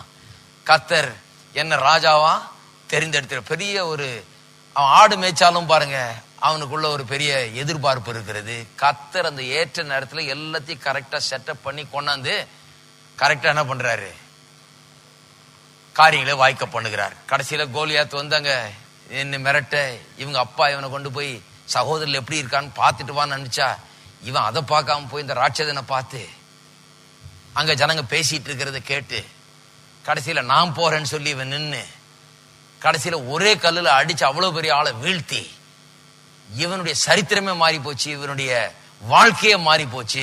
அதுக்காக கர்த்தர் அவ்வளவு பெரிய ஒரு செட்டப்பை கர்த்தர் ஏற்படுத்தி வைத்திருக்கிறார். இருக்கீங்களா? அப்ப என்னங்க ஜெபம் பண்ணுங்க, இன்னும் நடக்கலங்க என்ன கூடாது. கர்த்தர் எல்லாம் செட்டப் பண்றாருங்க. இருக்கீங்களா? அப்ப கர்த்தரை தினந்தோறும் துதிக்க வேணும். கர்த்தாவே, நான் எதை என்னுடைய உள்ளத்துல வைத்தீரோ, எந்த விருப்பத்தை எனக்குள்ள வைத்தீரோ, எதை நான் நாடும்படியாய் தேடும்படியாய் நீ செய்தீரோ, எது என்னுடைய ஜெபமா இருக்கிறதோ அதை நான் பெற்று அடையும்படியாக எல்லா காரியங்களும் எனக்கு வாய்க்க பண்ணி கொண்டிருக்கிறபடியால் நமக்கு ஸ்தோத்திரம் சொல்லி அப்பேற்பட்ட ஒரு எதிர்பார்ப்போடு இருக்க வேணும். அப்படியே போயிட்டு இருக்கணும், அந்த விசுவாசத்திலேயே போய் கொண்டிருக்க வேணும். மூன்றாவது, ஏன் லேட் ஆகுதுன்னு சில நேரத்தில் மற்றவர்களுடைய ஒத்துழைப்பு இல்லாதனால சில நேரத்தில் தாமதமாகலாம். இதற்கு ஒரு பெரிய உதாரணம் யோசுவா. திருப்போம் யோசுவாவின் புஸ்தகம், யோசுவாவும் காலேபும். யோசுவாவின் புஸ்தகம் 14ஆம் அதிகாரம். சில நேரத்தில் பாருங்க, மற்றவர்கள் சரியா சில காரியங்களில் ஒத்துழைக்காதனால நாம விரும்பின காரியங்களை அடைவதற்கு சில நேரத்தில் கொஞ்சம் தாமதமாகி விடுகிறது. ஏனென்றால் மற்றவங்க காரியத்தை கெடுத்துடுறாங்க. ஆனா நான் ஒண்ணு சொல்றேன், இப்ப காமிக்க போறேன். மற்றவங்க கெடுத்ததுனால, அவிசுவாசத்துல மற்றவர்கள் செயல்பட்டு கெடுத்ததுனால நீங்கள் ஒன்றையும் இழக்க போகிறது இல்ல, இழக்காதபடி கர்த்தர் பார்த்து கொள்ளுகிறார். கொஞ்சம் லேட் ஆகுது சில நேரத்தில், மற்றவர்களுடைய இடையூறுனால, மற்றவர்கள் பண்ணுகிற அந்த அவர்களுடைய அவிசுவாசத்தினால நம்ம காரியம் சில நேரத்தில் தாமதமாகிறது. ஆனால் நாம் விசுவாசத்தில் வாழ்ந்தால், நாம் விசுவாசத்தில் நின்றால் அந்த பாதிப்பு நம்மை தொடாது. வாசிக்கிறேன், கேட்போம். 14ஆம் அதிகாரம் 6ஆம் வசனத்திலிருந்து. அப்பொழுது யூதாவின் புத்திரர் கில்காலிலே யோசுவாவின் இடத்தில் வந்தார்கள். கேனாசியனான எப்புனேயின் குமாரனாகிய காலேப் அவனை நோக்கி, காதேஸ் பர்னேயாவிலே கர்த்தர் என்னை குறித்தும் உம்மை குறித்தும் தேவனுடைய மனுஷனாகிய மோசேயோடு சொன்ன வார்த்தையை நீர் அறிவீர். அதாவது இப்ப கானான் தேசத்துக்குள்ள அதை பங்கு போடுறாங்க, நிலத்தை இடத்தை பங்கு போடுறாங்க. அப்ப காலேப் சொல்லுகிறான், தேசத்தை வேவு பார்க்க கர்த்தரின் தாசனாகிய மோசே என்னை காதேஸ் பர்னேயாவிலிருந்து அனுப்புகிற போது எனக்கு 40 வயதாய் இருந்தது. என் இருதயத்தில் உள்ளபடி அவருக்கு மறு செய்தி கொண்டு வந்தேன். 40 வயசுல நான் போனேன்றான். அந்த சம்பவத்தை சொல்றான். ஸ்பை பண்ண போனாங்க இல்லையா, போய் தேசத்தை வேவு பார்க்க போனார்கள் மோசேயினால் அனுப்பப்பட்டு. அன்றைக்கே அவர்கள் கானான் தேசத்துக்குள்ள போயிருக்கலாம், அன்னைக்கே வாக்குத்தத்தம் பண்ணப்பட்டது அடைந்திருக்கலாம், அன்னைக்கே அது கிடைச்சிருக்கும். ஆனா சில ஆட்கள் கெடுத்து விட்டாங்க பாருங்க. அதை சொல்லிட்டு இருக்கான், 40 வயதா இருக்கும் போது நான் வேவு பார்க்கிற டீம்ல இருந்தேன், நான் போனேன், என்னுடைய இருதயத்தில் உள்ளபடியே அவருக்கு மறு செய்தி கொண்டு வந்தேன். என் பேர்ல ஒண்ணு தப்பு இல்லை, நான் பாசிட்டிவா தான் கொண்டு வந்தேன் பதில்னு சொல்லுகிறான். அடுத்த வசனம், ஆனாலும் என்னோடு கூட வந்த என் சகோதரர் ஜனத்தின் இருதயத்தை கரைய பண்ணினார்கள். நானும் என் தேவனாகிய கர்த்தரை உத்தமமாய் பின்பற்றினேன். அவர்கள் அவிசுவாசத்தை சொன்னார்கள். இல்ல இல்ல அங்க ராட்சதர் இருக்காங்க, நம்ம விழுங்கிடுவாங்க, நாம வெட்டுக்கிளிய போற இருக்கிறோம், அப்படி எல்லாம் சொன்னாங்க பாருங்க. அவன் சொல்லுகிறான், அவர்கள் ஜனங்களுடைய இருதயத்தை கரைய பண்ணினார்கள், அவங்க எல்லாம் காரியத்தை கெடுத்துட்டாங்க. ஆனா நானும் யோசுவா மட்டும் கரெக்டா பேசணும், கர்த்தரை உத்தமமாய் பின்பற்றினேன்னு சொல்லுகிறான். 9ஆம் வசனம், அந்நாளிலே மோசே, நீ என் தேவனாகிய கர்த்தரை உத்தமமாய் பின்பற்றினபடியால் உன் கால் மிதித்த தேசம் உனக்கும் உன் பிள்ளைகளுக்கும் என்றைக்கும் சுதந்திரமாயிருக்க கடவுது என்று சொல்லி ஆணையிட்டார். இப்பொழுதும் இதோ கர்த்தர் சொன்னபடியே என்னை உயிரோட காத்தார். இஸ்ரவேலர் வனாந்திரத்தில் எச்சரிக்கையில் கர்த்தர் அந்த வார்த்தையை மோசேயோடு சொல்லி இப்பொழுது 45 வருஷமாயிற்று. இஸ்ரவேல் வனாந்தரத்தில் சஞ்சரிக்கையில் கர்த்தர் அந்த வார்த்தையை மோசேயோடு சொல்லி இப்பொழுது 45 வருஷம் ஆயிற்று. இதோ இன்று நான் 85 வயதுள்ளவன். நான் சொல்றேன், 40 வயசுல அடைய வேண்டியது இப்ப 85 வயசுல அடைய போறாரு. 45 வருஷம் லேட் பண்ணி விட்டாங்க. இருக்கீங்களா? 40 வயசுலயே இவர் கிடைச்சிருக்கணுங்க. இவர் மேல பிரச்சனையே கிடையாது. இவர் ரெடி. இவர் போனவர், இவரும் யோசுவாவும் வாங்க இப்பவே அதை எடுத்துக்கொள்வோம் தான் சொன்னாங்க. நம்மளால முடியும். அவர்கள் ஒன்றும் இல்லை, கர்த்தர் நமக்கு இந்த தேசத்தை கொடுத்தாருன்னு சொல்லி விசுவாசத்துல தான் பேசுறாங்க பாருங்க. உத்தமமான இருதயம் அவர்களுக்குள்ள. கர்த்தர் சொன்னார் நிச்சயமா அது நம்மள்தான் சொல்லி விசுவாசிக்கிற ஒரு இருதயம் அவர்களுக்குள்ள இருந்தது. அன்றைக்கே அவர்கள் அந்த தேசத்தை சுதந்திரித்துக் கொண்டிருக்கலாம், அடைந்திருக்கலாம். ஆனால் அன்றைக்கு அடையாமற் போய்விட்டார்கள். ஏனென்று சொன்னால் கூட வந்த 10 பேர் ஜனத்தின் இருதயத்தை கரைய பண்ணி, ஜனங்கள்லாம் ஒரே கோபப்பட்டு குழப்பம் உண்டாகி கடைசியில அவர்களுடைய அவிசுவாசத்தின் நிமித்தமா என்ன ஆகி போயிடுது, அவர்கள் அந்த தேசத்தை காண முடியாம போயிட்டது. எல்லாருமே டிலே ஆகி போயிட்டது. அதுல இந்த 2 பேர் விசுவாசித்த ஆளுகளும் அவங்களோட சேர்ந்து இருக்க வேண்டியதா போயிட்டு இப்ப 85 வயது உள்ளவனா இருக்கிறான். 11ஆம் வசனம் வாசிப்போம். மோசே என்னை அனுப்புகிற நாளிலே எனக்கு இருந்த அந்த பலன் இந்நாள் வரைக்கும் எனக்கு இருக்கிறது. 85 வயசு தானே ஒழிய ஆள் எப்படி இருக்கிறாரு, அன்னைக்கு எப்படி இருந்தானோ அப்படியே இன்னைக்கு இருக்கேன்றாரு. ஏன்னா கர்த்தர் சொல்லிட்டாரு, எப்பா நீ விசுவாசிக்கிற ஆளு, அதனால உனக்கு வயசாகி நீ தள்ளாடுற வயசுல உனக்கு நான் அதை கொடுக்க போறது இல்லை. அதனால உன் வயசையே நான் கொஞ்சம் டிலே பண்றேன். ஆண்டுகள் கடக்கலாம், ஆனா உன்னுடைய பலம் உன்னை விட்டு கடந்து போகாது. ஏன்னா நீ விசுவாசித்த ஆளு, நீ முழுமையா இதை அனுபவிக்கணும், நீ முழுமையா அதை சந்தோஷமா சுதந்திரம் கொண்டாடி அதுல வாழணும். நீயும் உன் சந்ததி அதை பெற்று அனுபவித்து அதுல சந்தோஷப்பட வேணும். அதனால நீ 85 வயசு ஆள் ஆயிட்ட பிறகு இதை நான் கொடுத்து பிரயோஜனம் இல்லை. அதனால 85 வயசு ஆனாலும் பரவாயில்ல, 40 வயசு ஆள் மாதிரி உனக்கு சுகத்தையும் பலத்தையும் ஆரோக்கியத்தையும் தரேன்னு சொல்லி இவன் வயசாகிறத கர்த்தர் டிலே பண்ணிட்டாரு. ஏன்னா இவன் அதனால இதுக்கெல்லாம் மிஸ் பண்ண கூடாதுன்னு சொல்லி. இருக்கீங்களா? கர்த்தர் பாருங்க எவ்வளவு நல்லவர்னு. இந்த பசங்களால நீ டிலே ஆன 45 வருஷம், ஆனா நீ இதை முழுசா அனுபவிக்க போற. 40 வயசுல இது கொடுத்திருந்தா என்ன பண்ணுவியோ அது மாதிரி நீ இருக்க போறேங்கிறார். மோசே அனுப்புகிற நாள் எனக்கு இருந்த அந்த பலன் இந்நாள் வரைக்கும் எனக்கு இருக்கிறது. யுத்தத்திற்கு போக்கும் வரத்துமாய் இருக்கிறதுக்கு அப்பொழுது எனக்கு இருந்த பலன் இப்போதும் எனக்கு இருக்கிறது. யுத்தத்துக்கு போக்கும் வரத்தும்னா என்ன அர்த்தம்? எனக்கு 85 வயசாகுது, அன்னைக்கு இருந்தது போலவே இன்னைக்கு இருக்கிற 40 வயசு ஆள் மாதிரி யுத்தத்திற்கு போக்கும் வரத்துக்கும் பலன் இருக்குதுன்னு சொன்னா, யுத்தத்துக்கு போனால் நான் திரும்பி வருவேன்னு எனக்கு தெரியும் அப்படிங்கிறான். அந்த அளவுக்கு எனக்கு பலன் இருக்குது. போயிட்டா வயசாயிடுச்சு போறேன், முன்ன மாதிரி இல்ல, திரும்பி வருவனோ இல்லையோ அப்படின்னு இல்ல, இப்பவும் போனா நிச்சயமா முடிச்சு எல்லாரையும் மடங்கடித்து விட்டு திரும்ப வருவேன் என்கிற அவ்வளவு பலனும் நிச்சயம் எனக்குள்ள இருக்கிறது. ஏனென்றால் 40 வயசுல எப்படி இருந்தனோ அப்படியே இருக்கிறேன் அப்படின்னு சொல்லுகிறான். ஆகையால் கர்த்தர் அந்நாளிலே சொன்ன இந்த மலை நாட்டை எனக்கு தாரும். 85 வயசுல கேட்கிற அந்த மலையை எனக்கு தாரும். 85 வயசுல இருக்க ஆள் என்ன கேட்பாங்க? கொஞ்சம் பிளெயினா கொடுங்க, மேலெல்லாம் ஏற முடியாது, நமக்கு ஏற முடியாத ஆளுக்கு இவ்வளவு ஐயா கொடுக்காதனால வாலிபர்களுக்கு கொடுத்துட்டு எனக்கு தரமட்டமா இருக்கிற இடத்த கொடுங்க, இப்படி கீழே நான் இருந்துட்டு போறேன், இந்த பசங்க போய் மேல இருக்கட்டும் சொல்ல. அவன் சொல்றான், அந்த மலை நாட்டை எனக்கு தாரும். அங்கே ஏனோக்கியரும் அரணிப்பான பெரிய பட்டணங்களும் உண்டென்று நீர் அந்நாளிலே கேள்விப்பட்டீரே. அந்த ராட்சதரை பற்றி அன்னைக்கு சொன்னாங்க இல்லையா? பெரிய பெரிய ஆளுங்க இருக்கிறாங்க, நம்ம விழுங்கி போடுவாங்க, நாம அவங்க பார்வையில் வெட்டுக்கிளிய போற இருக்கிறோம், இதெல்லாம் பேசினாங்க இல்லையா? அந்த ஆள் இன்னும் ஞாபகம் வச்சுட்டு இருக்கிறேன்றான், கரம் வச்சுட்டே இருக்காங்க. இவரெல்லாம் அப்படி பேசுனதுனால தான் கெட்டு போச்சு. அவரெல்லாம் ஒண்ணும் இல்லை, இன்னைக்கும் நான் அதை நிரூபிக்க போகிறேன்னு சொல்றான்.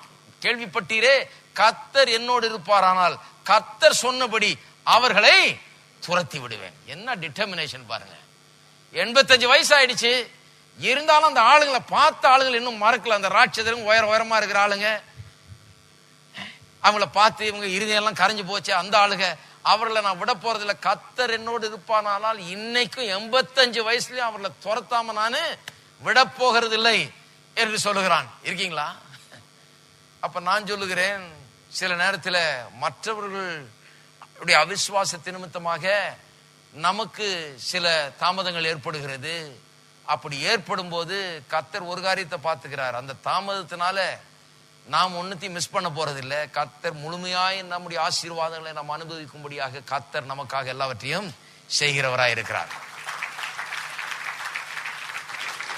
ஆகவே இது எப்படி இருந்தாலும் சரி, நான் நினைச்சதை நான் பெற்றுக்கொள்வேன் என்கிற நிச்சயம் எனக்கு இருக்கிறது. அது எத்தனை நாளானாலும் சரி, எத்தனை இடையூறுகள் நடுவில் வந்தாலும் சரி, நான் நினைச்சதை நான் பெற்றுக்கொள்வேன். என் விசுவாசத்தை நான் காத்துக்கொள்ள போறேன். இந்த விசுவாச பாதையில, நான் தெரிந்து கொண்ட பாதையில அப்படியே செல்ல போகிறேன். ஜெபித்து விட்டேன், அடைகிற வரைக்கும் நான் விட போவது கிடையாது. இருக்கீங்களா? அதே மனசோடு இருக்கணும், அதே எண்ணத்தோடு இருக்க வேண்டும்.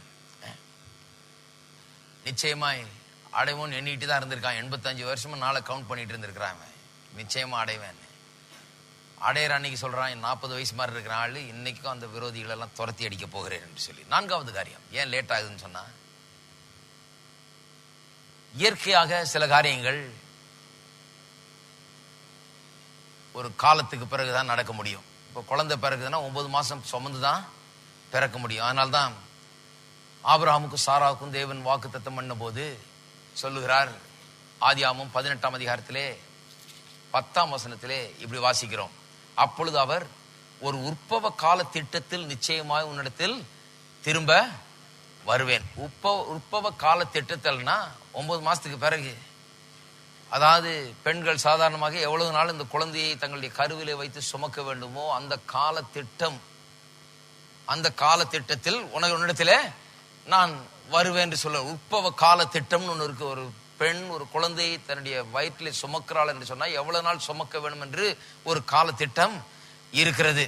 அந்த கால திட்டத்திலே இடத்துல வருவேன்னு சொன்னாரு. கர்த்தர் அற்புதமா வாக்குத்தத்தம் பண்ணியிருக்காரு. அதனால நாளைக்கே உனக்கு நடந்துடும் சொல்றது இல்லை. எந்நேரமும் கர்த்தர் இயற்கை விதிகளை அப்படி தூக்கி எறிஞ்சிடுறது கிடையாது. அநேக நேரத்தில் அதன் மத்தியில தான் கர்த்தர் வேலை செய்கிறார். ஆகவே சில நேரங்களில் சில காரியங்கள் கொஞ்ச நாள் எடுக்குது. ஏனென்று சொன்னால் அதற்கென்று ஒரு கால திட்டம் இருக்குது. தென்னை மரத்தை விதைச்சிங்கன்னா, தென்னங்கன்று வச்சிங்கன்னா அது 3 வருஷம் 4 வருஷம் என்னமோ ஆகுன்றாங்க. நீங்க தேங்காய் பார்க்கறதுக்குள்ள அது வரைக்கும் தேங்காய் கடையில வாங்கி தான் சாப்பிடணும், மரத்திலிருந்து பறிக்க முடியாது. ஆனா நிச்சயமா 4 வருஷத்துல தேங்காய் மரத்துல தேங்காய் உண்டாகும். உங்க சொந்த தேங்காய சாப்பிடுவீங்க. இதுதான் இயற்கை பிரமாணம். அது நிச்சயமாக கிரியை செய்கிறது. ஆகவே சில காரியங்கள் கொஞ்ச நாள் எடுக்கத்தான் செய்கிறது. அந்த நாளுடைய நிறைவு வரும்போதுதான் அதனுடைய நிறைவேறுதலை நாம் பார்க்க முடியும். ஆகவே சில காரியம் காத்திருக்க வேண்டியதா இருக்கிறது. 5வது காரியம், பிசாசானவன் ஏற்படுத்தும் சில இடையூறுகள் நிமித்தமாக சில நேரங்களிலே காலதாமதமாகிறது. இதை கடைசியில ஏன் போட்டேன்னா, அவன் ரொம்ப முக்கியமே இல்லை, அதனாலதான் கடைசியில வச்சிருக்கிறேன். என்னுடைய பிரச்சனை அவன் கிடையவே கிடையாது. அவன் இடையூறுகளை ஏற்படுத்தலாம், ஆனா நான் கண்டிப்பா அடைஞ்சே தீருவேன். அவன் எப்பேற்பட்ட இடையூறு, அவன் என்ன தந்திரம் பண்ணி, எங்க எந்த பொய்ய சொல்லி, என்ன புரட்ட பண்ணி, என்ன இடையூறு பண்ணி, என்ன கலாட்டா பண்ணாலும் அவன் ஒரு பெரிய ஆள் இல்ல. அவனுக்கு எந்த சக்தியும் கிடையாது. அவன் தோற்கடிக்கப்பட்டவன், அவன் ஒன்றுமில்லாதவன், அவன் சக்தி இழந்தவன், அதிகாரம் பறிக்கப்பட்டவன், அவன்கிட்ட ஒண்ணும் கிடையாது. மகிமை இழந்தவன் அவன். எனக்கு மகிமை கொடுக்கப்பட்டிருக்கிறது. கனத்தினாலும் மகிமையினாலும் என்னை கர்த்தர் முடிசூட்டி இருக்கிறார் என்று வேதவசனம் சொல்லுகிறது. நான் மனுஷன், தேவனால் உண்டாக்கப்பட்ட மனுஷன், தேவனுடைய சாயல்ல உண்டாக்கப்பட்ட மனுஷன். அது மட்டுமல்லாமல் பிசாசின் மீது எனக்கு அதிகாரத்தை கர்த்தர் கொடுத்திருக்கிறார். ஆனா பிசாசு இடையூறு உண்டாக்குறான். ஆமா, இடையூறு உண்டாக்குறான். அதையும் இதையும் பண்ணி, எதையாவது ஒரு சின்ன கலாட்டா பண்ணி, அங்க என்னத்தையாவது யாரையாவது தூண்டி விட்டு, என்னத்தையாவது பண்ணி, என்னத்தையாவது குழப்பம் பண்ணிட்டு இருக்கிறதா அவன் வேலை. சாத்தானுடைய வேலை அதுதான். அவன் ஒன்னும் பெரிய சக்தி இல்லைங்க. அவன் ஒன்னும் பெரிய ஒரு AK-47 எடுத்துட்டு இப்படி நிக்கிறது இல்ல. அவன் என்னன்னா அப்படியே பூந்து எதையாவது ஒண்ணு சொல்லி, என்னத்தையாவது பண்ணி கெடுத்து, யார் மனசையாவது கெடுத்து, என்னத்தையாவது பண்ணி, எங்கேயாவது கலாட்டா பண்ணி இப்படியே பண்ணிட்டு இருப்பான். ஆனா நான் சொல்றேன், எனக்கு அதிகாரம் கொடுக்கப்பட்டிருக்கு. என்னுடைய அதிகாரத்தை நான் சரியா உபயோகப்படுத்தி என்னுடைய விசுவாசத்தை நான் தொடர்ந்து நின்றால் அவன் எத்தனை இடையூறுகள் உண்டாக்கினாலும் அது ஒன்றுமே கிடையாது. அத்தனை இடையூறு மத்தியிலும் நான் நிச்சயமாய் எதை விரும்புகிறேனோ அதை அடைந்தே தீருவேன். எத்தனை பேர் விசுவாசிக்கிறீங்க? அடைந்தே தீருவேன். அப்ப அவன் பிரச்சனை ஒரு பெரிய பிரச்சனை இல்லை. அவங்க ஒரு கால் தூசுக்கு சமானம். அப்படியே அங்கங்க அலைஞ்சு என்னத்தையாவது பேசுற ஒரு பிசாசு. அது அந்த பிசாச அதிகாரம் செலுத்தினா ஒண்ணுமில்லாமல் போகிறான். அதனால சில இடையூறுகள் உண்டாகிறது, உண்மைதான். அவன் சில காரியங்களை கெடுக்கிறான், உண்மைதான். ஆனால் வெற்றி என்னுடையது என்கிறது நிச்சயம்.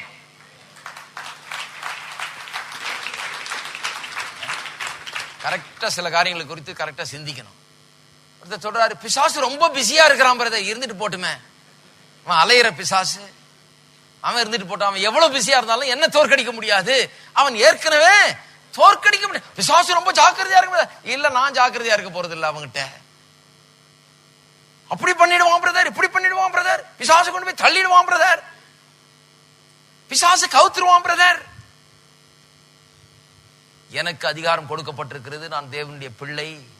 நான் மேல உட்கார்ந்துட்டு இருக்கிறேன், அவன் கால பாதத்தின் கீழே கிடக்குறான்.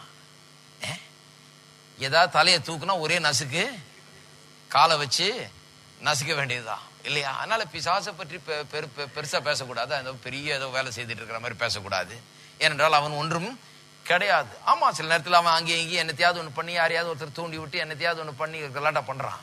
ஆனால் அந்த இடையூறுகள் எல்லாம் எல்லாவற்றையும் தவிடுபடி ஆக்கக்கூடிய சக்தி நம்முடைய கையில இருக்கிறது. அவன் ஏற்படுத்துகிற இடையூறுக்கு மேலாக பெரிய வெற்றியை கொண்டு வரக்கூடிய சக்தி உங்களுக்கும் எனக்கும் இருக்கிறது. ஆனால் பிசாசின் இடையூறை பெருசாக்க கூடாது, நம்முடைய பலனை தான் பெருசாக்கணும், தேவனுடைய வாக்குத்தத்தத்தை தான் பெருசாக்க வேண்டும். சரி, 5 காரியங்கள் சொன்னேன், ஏன் தாமதமாகிறது என்கிறத புரிந்து கொள்ளும்படியாக. இந்த அறிவு நமக்கு உண்டா இருக்க வேண்டும். பாருங்க, இந்த கேட்டதுக்கும் பெற்றுக்கொள்வதற்கு இடையே, கேட்டதை பெற்றுக்கொள்வதற்கு இடையே அந்த காலகட்டத்திலே ஒரு காரியம் நிச்சயமா நமக்கு தெரியணும், நான் கேட்டது சரிதான், நிச்சயமா அதை பெற்றுக்கொள்வேன் என்கிற மாறாத நிச்சயம் இருக்கணும். 2வது, ஏன் நேரம் எடுக்குது என்கிறத குறித்த கொஞ்சம் அறிவு நமக்குள்ள இருக்கணும். அதுக்கு என்ன காரணங்கள் இருக்கலாம், ஏன் நேரம் எடுக்கிறது? எனக்குள்ள விசுவாசம் வளர்ந்து கொண்டு இருக்கிறது, கர்த்தர் சில காரியங்களை அரேஞ்ச் பண்ணிக்கிட்டு இருக்கிறாரு. சிலர் அவருடைய அவிசுவாச நிமித்தமா சில இடையூறுகளை ஏற்படுத்துறாங்க, அதனால சில காரியங்கள் சில நேரத்தில் தாமதமாகிறது. சில நேரத்தில் இயற்கையாகவே சில காரியங்கள் நேரம் எடுக்கிறது, அந்த நேரத்தில் தான் அது நடக்கும். 5வது, பிசாசு சில இடையூறுகளை பண்ணுகிறான், ஆனா அவன் பண்ற இடையூறுக்கு மேல எனக்கு பெரிய சக்தி கொடுக்கப்பட்டிருக்கிறது, அதையெல்லாம் மீறியும் நான் நிச்சயமா ஜெயிப்பேன், நிச்சயமா ஜெயிப்பேன். சரி, என்ன பண்ண வேண்டும்? விசுவாசத்தை நான் அதே சீராக செலுத்துவதற்கு, நான் நினைத்ததை வேண்டிக் கொண்டதை பெற்று அடைவதற்கு நான் என்ன செய்ய வேண்டும்? இதெல்லாம் புரிந்து கொள்ள வேண்டும், அறிந்து கொள்ள வேண்டும். அதுக்கப்புறம் நான் என்ன செய்ய வேண்டும் என்பதை நான் ஒரு சில காரியங்களை சுட்டி காண்பிக்க விரும்புகிறேன். குயிக்கா கடகடன்னு சொல்லிட்டு போறேன். பாருங்க, என்னுடைய மைண்டை நான் மேனேஜ் பண்ண வேண்டும். நான் விண்ணப்பித்த நாளிலிருந்து பெற்றுக்கொள்ளுகிற நாள் வரை என்னுடைய மைண்ட், என்னுடைய சிந்தனைகளை, என்னுடைய எண்ணங்களை, என்னுடைய தியானங்களை நான் கண்ட்ரோல் பண்ண வேண்டும். நான் என்னுடைய மனதை எதனால் நிரப்ப வேண்டும் என்று சொன்னால், தேவன் எதை வாக்கு பண்ணி இருக்கிறாரோ அதை நிறைவேற்ற வல்லவராய் இருக்கிறார். அது பற்றி ஆபிரகாம் பற்றி சொல்லிருது, வல்லவராய் இருக்கிறார் என்று எண்ணி. அவன் எவ்வளவு வயசானதுன்னு எண்ணல, மனைவிக்கு எவ்வளவு வயசானதுன்னு எண்ணல, யார் என்ன சொல்றான்னு எண்ணதுல, தேவன் வாக்கு பண்ணதை நிறைவேற்றுவார்ங்கிறதை முழு நிச்சயமாய் நம்பி. அப்ப நம்முடைய எண்ணங்கள் எல்லாம் it must be consumed with God's power and ability to deliver what he has promised. தேவன் எதை வாக்குத்தத்தம் பண்ணி இருக்கிறாரோ அதை கொடுக்க, அதை என்னுடைய வாழ்க்கையில் நிறைவேற்றி காண்பிக்க அவர் வல்லவராய் இருக்கிறார் என்கிற எண்ணம் என்னுடைய மனதை நிரப்பி கொண்டிருக்க வேண்டும். மனதில் தான் பிரச்சனை. பாருங்க, விசுவாசத்துல திசை தவறி போகிறது. ஏன்னு சொன்னா மனது சில நேரத்தில் வேற காரியங்களை சொல்லி விடுகிறது, அதை நாம் நம்ப ஆரம்பித்து விடுகிறோம். 1-2 காரியங்களை இங்க சொல்ல விரும்புகிறேன். என்ன பண்ண வேணும்னு ஜெபம் பண்ணிட்டீங்க, போய் அடையணும், அதை பெற்றுக்கொள்ளணும். அதுக்கு நடுவில் இடைப்பட்ட காலத்திலே என்ன செய்ய வேண்டும்? விசுவாசத்தை காத்துக்கொள்வதற்கு, அதே சீராக போவதற்கு, விசுவாசத்துல ஸ்டெடி கோர்ஸ் அப்படியே நேரா பிடிச்சிட்டு போறது. அதுக்கு என்ன செய்ய வேண்டும்? 1, மற்றவர்கள் கர்த்தர் இப்படி சொன்னார் அப்படி சொன்னார் என்று சொல்லி கர்த்தருடைய வார்த்தைக்கு விரோதமாய், கர்த்தர் உங்களுக்கு வாக்கு பண்ணி இருக்கிறதுக்கு விரோதமாய் நீங்கள் எதை ஜெபித்து விண்ணப்பித்து கேட்டுக்கொண்டிருக்கிறீர்களோ அதற்கு நேர்மாறாய் உங்களிடத்தில் பேசுவதை நீங்கள் அனுமதிக்க கூடாது. கர்த்தர் சில சொல்றாங்க, நான் நினைக்கிறேன் பிரதர், உங்களுக்கு ஏன் கிடைக்கலன்னா பிரதர் அது கர்த்தருடைய சித்தம் நினைக்கிறேன் பிரதர். அதான் ஒருத்தன் சொன்னாங்க பாருங்க, ஒருத்தருக்கு கல்யாணம் ஆகலையா, அதுக்கு ஒருத்தர் சொல்றான், நீங்க தனியா இருப்பதுதான் கர்த்தருடைய சித்தம் என்று. எந்த பைபிள்ல படிச்சது? மனிதன் தனிமையா இருக்கிறது நல்லதல்லன்னு கர்த்தர் கண்டார்னு எழுதி இருக்குது. அப்ப கர்த்தரை விட பெரிய ஆளா இவரு பேசுறவரு. நான் நினைக்கிறேன் பிரதர், கர்த்தர் எனக்கு வெளிப்படுத்துறார் பிரதர், கர்த்தர் சொன்னார் பிரதர் கூட சிலர் சொல்லிடுவாங்க. ப்ராஃபஸின்னு இருக்குது, ப்ராஃபலைன்னு இருக்குது. சிலர் ப்ராஃபஸி பண்ணுவாங்க, சிலர் ப்ராஃபலை பண்ணுவாங்க. ப்ராஃபலைய நம்பாதீங்க. கர்த்தர் சொன்னார் என்று சொன்னால் கர்த்தர் வாக்கு தத்தத்தின்படிதான் சொல்லுவார். கர்த்தர் என்ன வாக்கு பண்ணி இருக்கிறாரோ அதற்கு மாறா அவர் பேசுவது கிடையாது, அதற்கு எதிராக அவர் சொல்லுவது கிடையாது. ஆகவே மற்றவர்கள் இப்படி அப்படின்னு சொல்லி உங்களுடைய மனதை குழப்புவதற்கு நீங்கள் இடம் கொடுக்க கூடாது. இரண்டாவது காரியம், கர்த்தர் நீடிய பொறுமை உள்ளவராய் இருக்கிறார். நமக்கு பொறுமை தேவைன்னு சொல்லி இருக்குது. வாக்குத்தத்தம் பண்ணதை பெரும்படிக்கு பொறுமை நமக்கு வேண்டியதா இருக்கிறது என்று வேதவசனம் சொல்லுது. கர்த்தர் நீடிய பொறுமை உள்ளவராக இருக்கிறார். அவர் நம்முடைய விசுவாசம் வளரும்படி அவர் நமக்காக அவர் காத்துட்டு இருக்கிறார். அவர் காரியங்களை வாய்க்க பண்ணும்படி அவர் எல்லா கிரியையும் செய்து கொண்டிருக்கிறார். எல்லா சூழ்நிலை மத்தியும் கர்த்தர் தம்முடைய வாக்குத்தத்தத்தை நிறைவேற்றும்படி அவர் நீடிய பொறுமை உள்ளவராய் கிரியை செய்து கொண்டிருக்கிறார். அதை பார்த்துட்டு நம்ம கர்த்தரால் இயலாது போல இருக்குது, முடியாது போல இருக்கு என்று நாம் நினைக்க கூடாது. மூன்றாவது, வீண் பேச்சினால் மற்றவர்கள் நம்முடைய விசுவாசத்தை குலைக்க வீண் பேச்சினால் மற்றவர்கள் நம்முடைய விசுவாசத்தை குலைத்து போட நாம் அனுமதிக்க கூடாது. சொல்லுவாங்க பாருங்க, இங்க இருந்து கேட்டு போன உடனே சொல்லுவாங்க, ஆமா சொல்றாரு 100% பதில் கிடைக்கும்னு. இது எல்லாருக்கும் நடக்கும் நம்புறீங்களா பிரதர் அப்படிம்பாரு. எல்லாருக்கும் நடக்குன்னு நம்புறீங்களா? சிலருக்கு நடக்கிறது உண்மைதான். அவர் சொல்றாரு யாருக்கோ நடந்ததுன்னு, அது உண்மைதான். இவருக்கு நடந்திருக்கலாம், அது உண்மைதான். ஆனா நமக்கு நடக்குமா? அது எனக்கு தெரியும் 4 பேர் பிரதர், அவருக்கு நடக்கல பிரதர், இவருக்கு நடக்கல பிரதர், இவர் இப்படிதான் நம்பினார் பிரதர், அவர் அப்படிதான் நம்பினார் பிரதர், அவங்களுக்கெல்லாம் நடக்கலையாம் பிரதர், இது சிலருக்கு தான் நடக்கும். இப்படி ஐடில் டாக், வெறுமையான பேச்சுக்களை அநேகர் பேசிக்கொண்டு திரிவார்கள். அந்த பேச்சுக்களை அனுமதிக்காதீர்கள் உங்களுடைய மனதை தாக்கும்படியாக. சிலர் சொல்லுவாங்க, கர்த்தர் நமக்கு 5 அறிவுன்னு ஒண்ணு கொடுத்திருக்காரு இல்லையா பிரதர், கர்த்தர் நமக்கு 5 அறிவு என்று ஒன்று கொடுத்திருக்கிறார் இல்லையா பிரதர் அப்படின்னு சொல்றாங்க. ஆனா அந்த 5 அறிவுக்கும் விசுவாசத்துக்கும் சம்பந்தமே கிடையாது. அந்த 5 அறிவு நல்லதுதான், கொடுத்திருக்காரு தான். ஆனா அந்த 5 அறிவுக்கும் விசுவாசத்துக்கு என்ன சம்பந்தம் இருக்கு? ஒரு சம்பந்தமும் கிடையாது. விசுவாசம் என்கிறது அந்த 5 அறிவுக்கு அப்பாற்பட்டது. 5 அறிவு ரோட்ல போனா என்ன வருதுன்னு பாக்குறதுக்காக தான் கண்ணு, கேட்கறதுக்காக தான் காது, ஆண் சத்தம் காதுல விழுகணும், கார் வர்றது கண்ணுல தெரியணும். ஏன்னா அதை பார்த்தா நம்ம போகணும், அதுக்கு 5 அறிவு சரி. ஆனால் விசுவாசத்தை தேவனத்துல பெற்றுக்கொள்ள வேணாம், இந்த கண்ணும் இந்த காதும் போதாது, அதற்கு மேற்பட்ட விதத்துல சில காரியங்கள் தேவை, அதுதான் விசுவாசம். ஆகவே இப்படி வீணான பேச்சுகளினாலே கெடுப்பதை அனுமதிக்க கூடாது. நான்காவது, ஒரு காரியத்தை நினைவில் வைத்துக் கொள்ள வேண்டும், உங்களுடைய பிரச்சனை எவ்வளவு பெரியது என்பது தேவனுக்கு ஒரு பொருட்டே கிடையாது. தேவனுக்கு ஒரு பொருட்டே கிடையாது. எவ்வளவு பெரிய பிரச்சனைன்றது பொருட்டே கிடையாது. ஏன்னா எல்லா பிரச்சனை காட்டிலும் பெரிய தேவன் அவர் வல்லவராயிருக்கிறார்.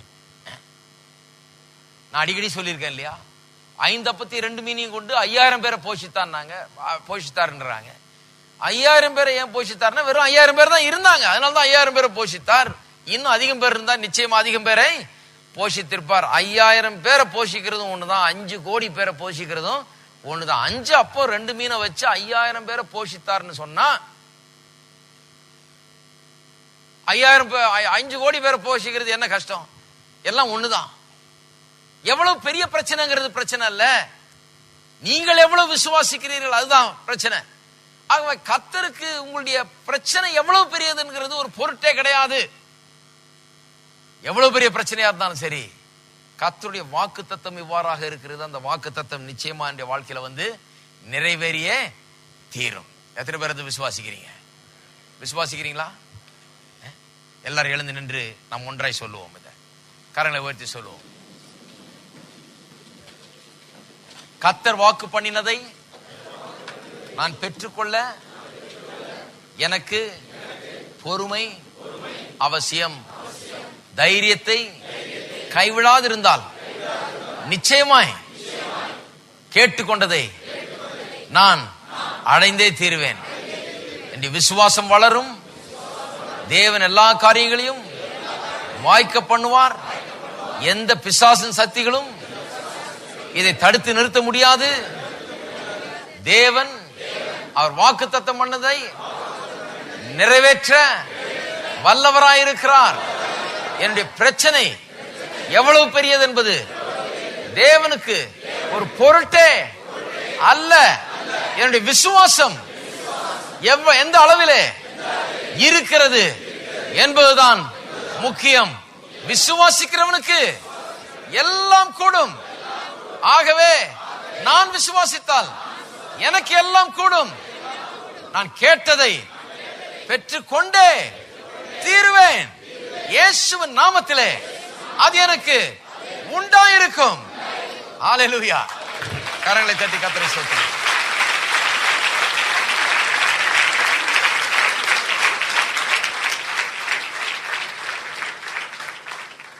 கரங்களை உயர்த்தி நாம் கர்த்தரை ஸ்துதிப்போம். கர்த்தர் உங்கள் ஜெபத்தை கேட்கிறார் என்கிற தைரியம் நமக்கு உண்டாயிருக்கிறது என்று வேதம் சொல்லுகிறது. அவருடைய சித்தத்தின்படி கேட்டால் அவர் நமக்கு செவி கொடுக்கிறார் என்பதே நாம் கொண்டிருக்கிற தைரியம், நிச்சயம். உங்கள் ஜெபத்தை கர்த்தர் கேட்டிருக்கிறார். உங்கள் இருதயத்தின் வாஞ்சைகளை நீங்கள் சொல்லி இருக்கிறீர்கள். நிச்சயமாய் அதை நிறைவேற்றுவேன் என்று கர்த்தர் அவர் அதில் உறுதியாயிருக்கிறார். நாம் அதில் உறுதியா இருக்க வேணும். அதை நிறைவேறுதலை காணும்படியாக. நிறைவேறுதலை கண்டே தீர்வேன் என்கிற ஒரு பெரிய தீர்மானத்தோடு இருக்க வேண்டும். விசுவாசத்தை, தைரியத்தை கைவிட்டு விடக்கூடாது. விசுவாசத்தை விட்டுவிடக்கூடாது. தொடர்ந்து அதில் நிற்க வேண்டும். அந்த பாதையிலே செல்ல வேண்டும். விசுவாச பாதையிலே அதை அடைகிற வரைக்கும் வழி தவறக்கூடாது. ஹல்லேலூயா. ஸ்தோத்திரம். அன்பின் பிதாவே உமக்கு ஸ்தோத்திரம் செலுத்துகிறோம். இயேசுவின் நாமத்தில் வருகிறோம். எங்கள் ஜெபத்தை எல்லாம் கேட்கிறவர் நீர். இயேசு சொன்னது போலவே எங்களுக்கு எப்போதும் செவி கொடுக்கிறீர் என்பதை நாங்கள் அறிந்திருக்கிறோம். கர்த்தாவே, உம்முடைய சித்தத்தின்படி கேட்டால் நான் கேட்டுக்கொள்கிறது எதுவோ அது எங்களுக்கு செய்யப்படும் என்று சொல்லப்பட்டிருக்கிறது. உமக்கு ஸ்தோத்திரம். கர்த்தாவே, இந்த மக்களுடைய ஜெபத்தை நீர் கேட்கிற தேவனா இருக்கிறபடியால் உமக்கு ஸ்தோத்திரம். பதிலளிக்கிற தேவனா இருக்கிறபடியால் உமக்கு ஸ்தோத்திரம். வெற்றியும் சுகத்தையும் விடுதலையும் சமாதானத்தையும் அவள் கேட்டுக்கொண்ட எல்லாவற்றையும் ஏராளமாய் தாராளமாய் கேட்டுக்கொண்டதுக்கும் மிகவும் அதிகமாய் நீர் தருகிற தேவனா இருக்கிறபடியால் உமக்கு ஸ்தோத்திரம். கர்த்தாவே, ஒவ்வொரு குடும்பத்திலும் ஒவ்வொரு வாழ்க்கையிலும் இது கிரியை செய்யட்டும். இயேசுவின் நாமத்தினாலே தேவ ஆசீர்வாதங்கள் ஒவ்வொரு நபரையும் ஆட்கொள்ளட்டும். ஒவ்வொரு குடும்பத்தையும் அது ஆட்கொள்ளட்டும். ஆசீர்வதிக்கப்பட்டிருக்கட்டும். கர்த்தாவே, கேட்டு பெற்றுக் கொள்ளுகிறவர்களாய் சந்தோஷம் நிறைவாயிருக்கும்படி கேட்டு பெற்றுக் கொள்ளுங்கள் என்று சொன்னீரே, அதன்படி கேட்டு பெற்றுக்கொண்டு அதன் மூலமாய் இவர்களுடைய குடும்பங்களில் சந்தோஷம் நிறைவாயிருக்கட்டும். இயேசுவின் நாமத்திலே சந்தோஷம் பொங்கி வழியட்டும். அங்கே நிறைந்திருக்கட்டும். கர்த்தாவே, உம்முடைய நோக்கங்கள் நிறைவேறட்டும். இவர்களை குறித்து நீர் வைத்திருக்கிற திட்டங்கள், நோக்கங்கள், தரிசனங்கள் நிறைவேறட்டும். உமக்கே கனம், மகிமை, துதியை செலுத்துகிறோம். இயேசுவின் நாமத்திலே ஜெபிக்கிறோம். நம்முடைய கர்த்தராகிய இயேசு கிறிஸ்துவின் கிருபையும் பிதாவாகிய தேவனுடைய அன்பும் பரிசுத்த ஆவியானவருடைய ஐக்கியமும் நம் அனைவரோடும் இன்றைக்கும் என்றைக்கும் இருப்பதாக. ஆமென். எல்லாரும் சேர்ந்து இந்த பாடலை பாடுவோம். ஒரு முறை பாடிவிட்டு பிறகு காலம் செல்லலாம். சாயங்காலம் 6:30 மணிக்கு வெற்றி குறித்து போதிக்கிறோம். வெற்றி வாழ்க்கை குறித்து வாருங்கள். ஒரு முறை பாடுவோம் அந்த பாட்டை.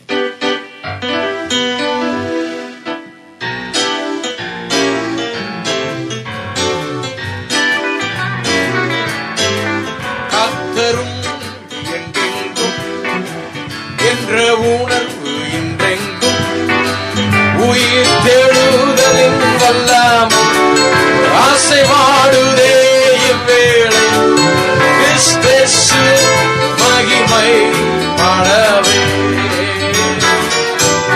கிறிஸ்து இயேசு மகிமை பாடவே.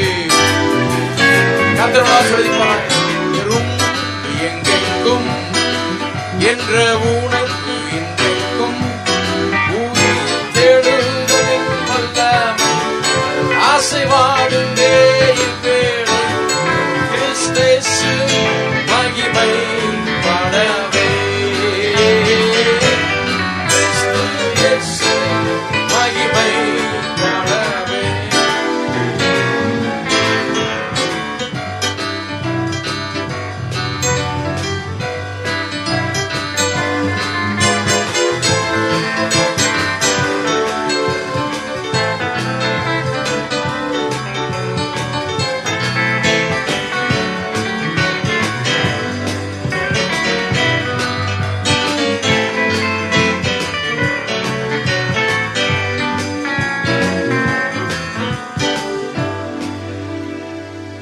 ஞானஸ்நானம் எடுக்கிறவர்கள் முன்னாலே வந்து உட்காரும்படியாக கேட்டு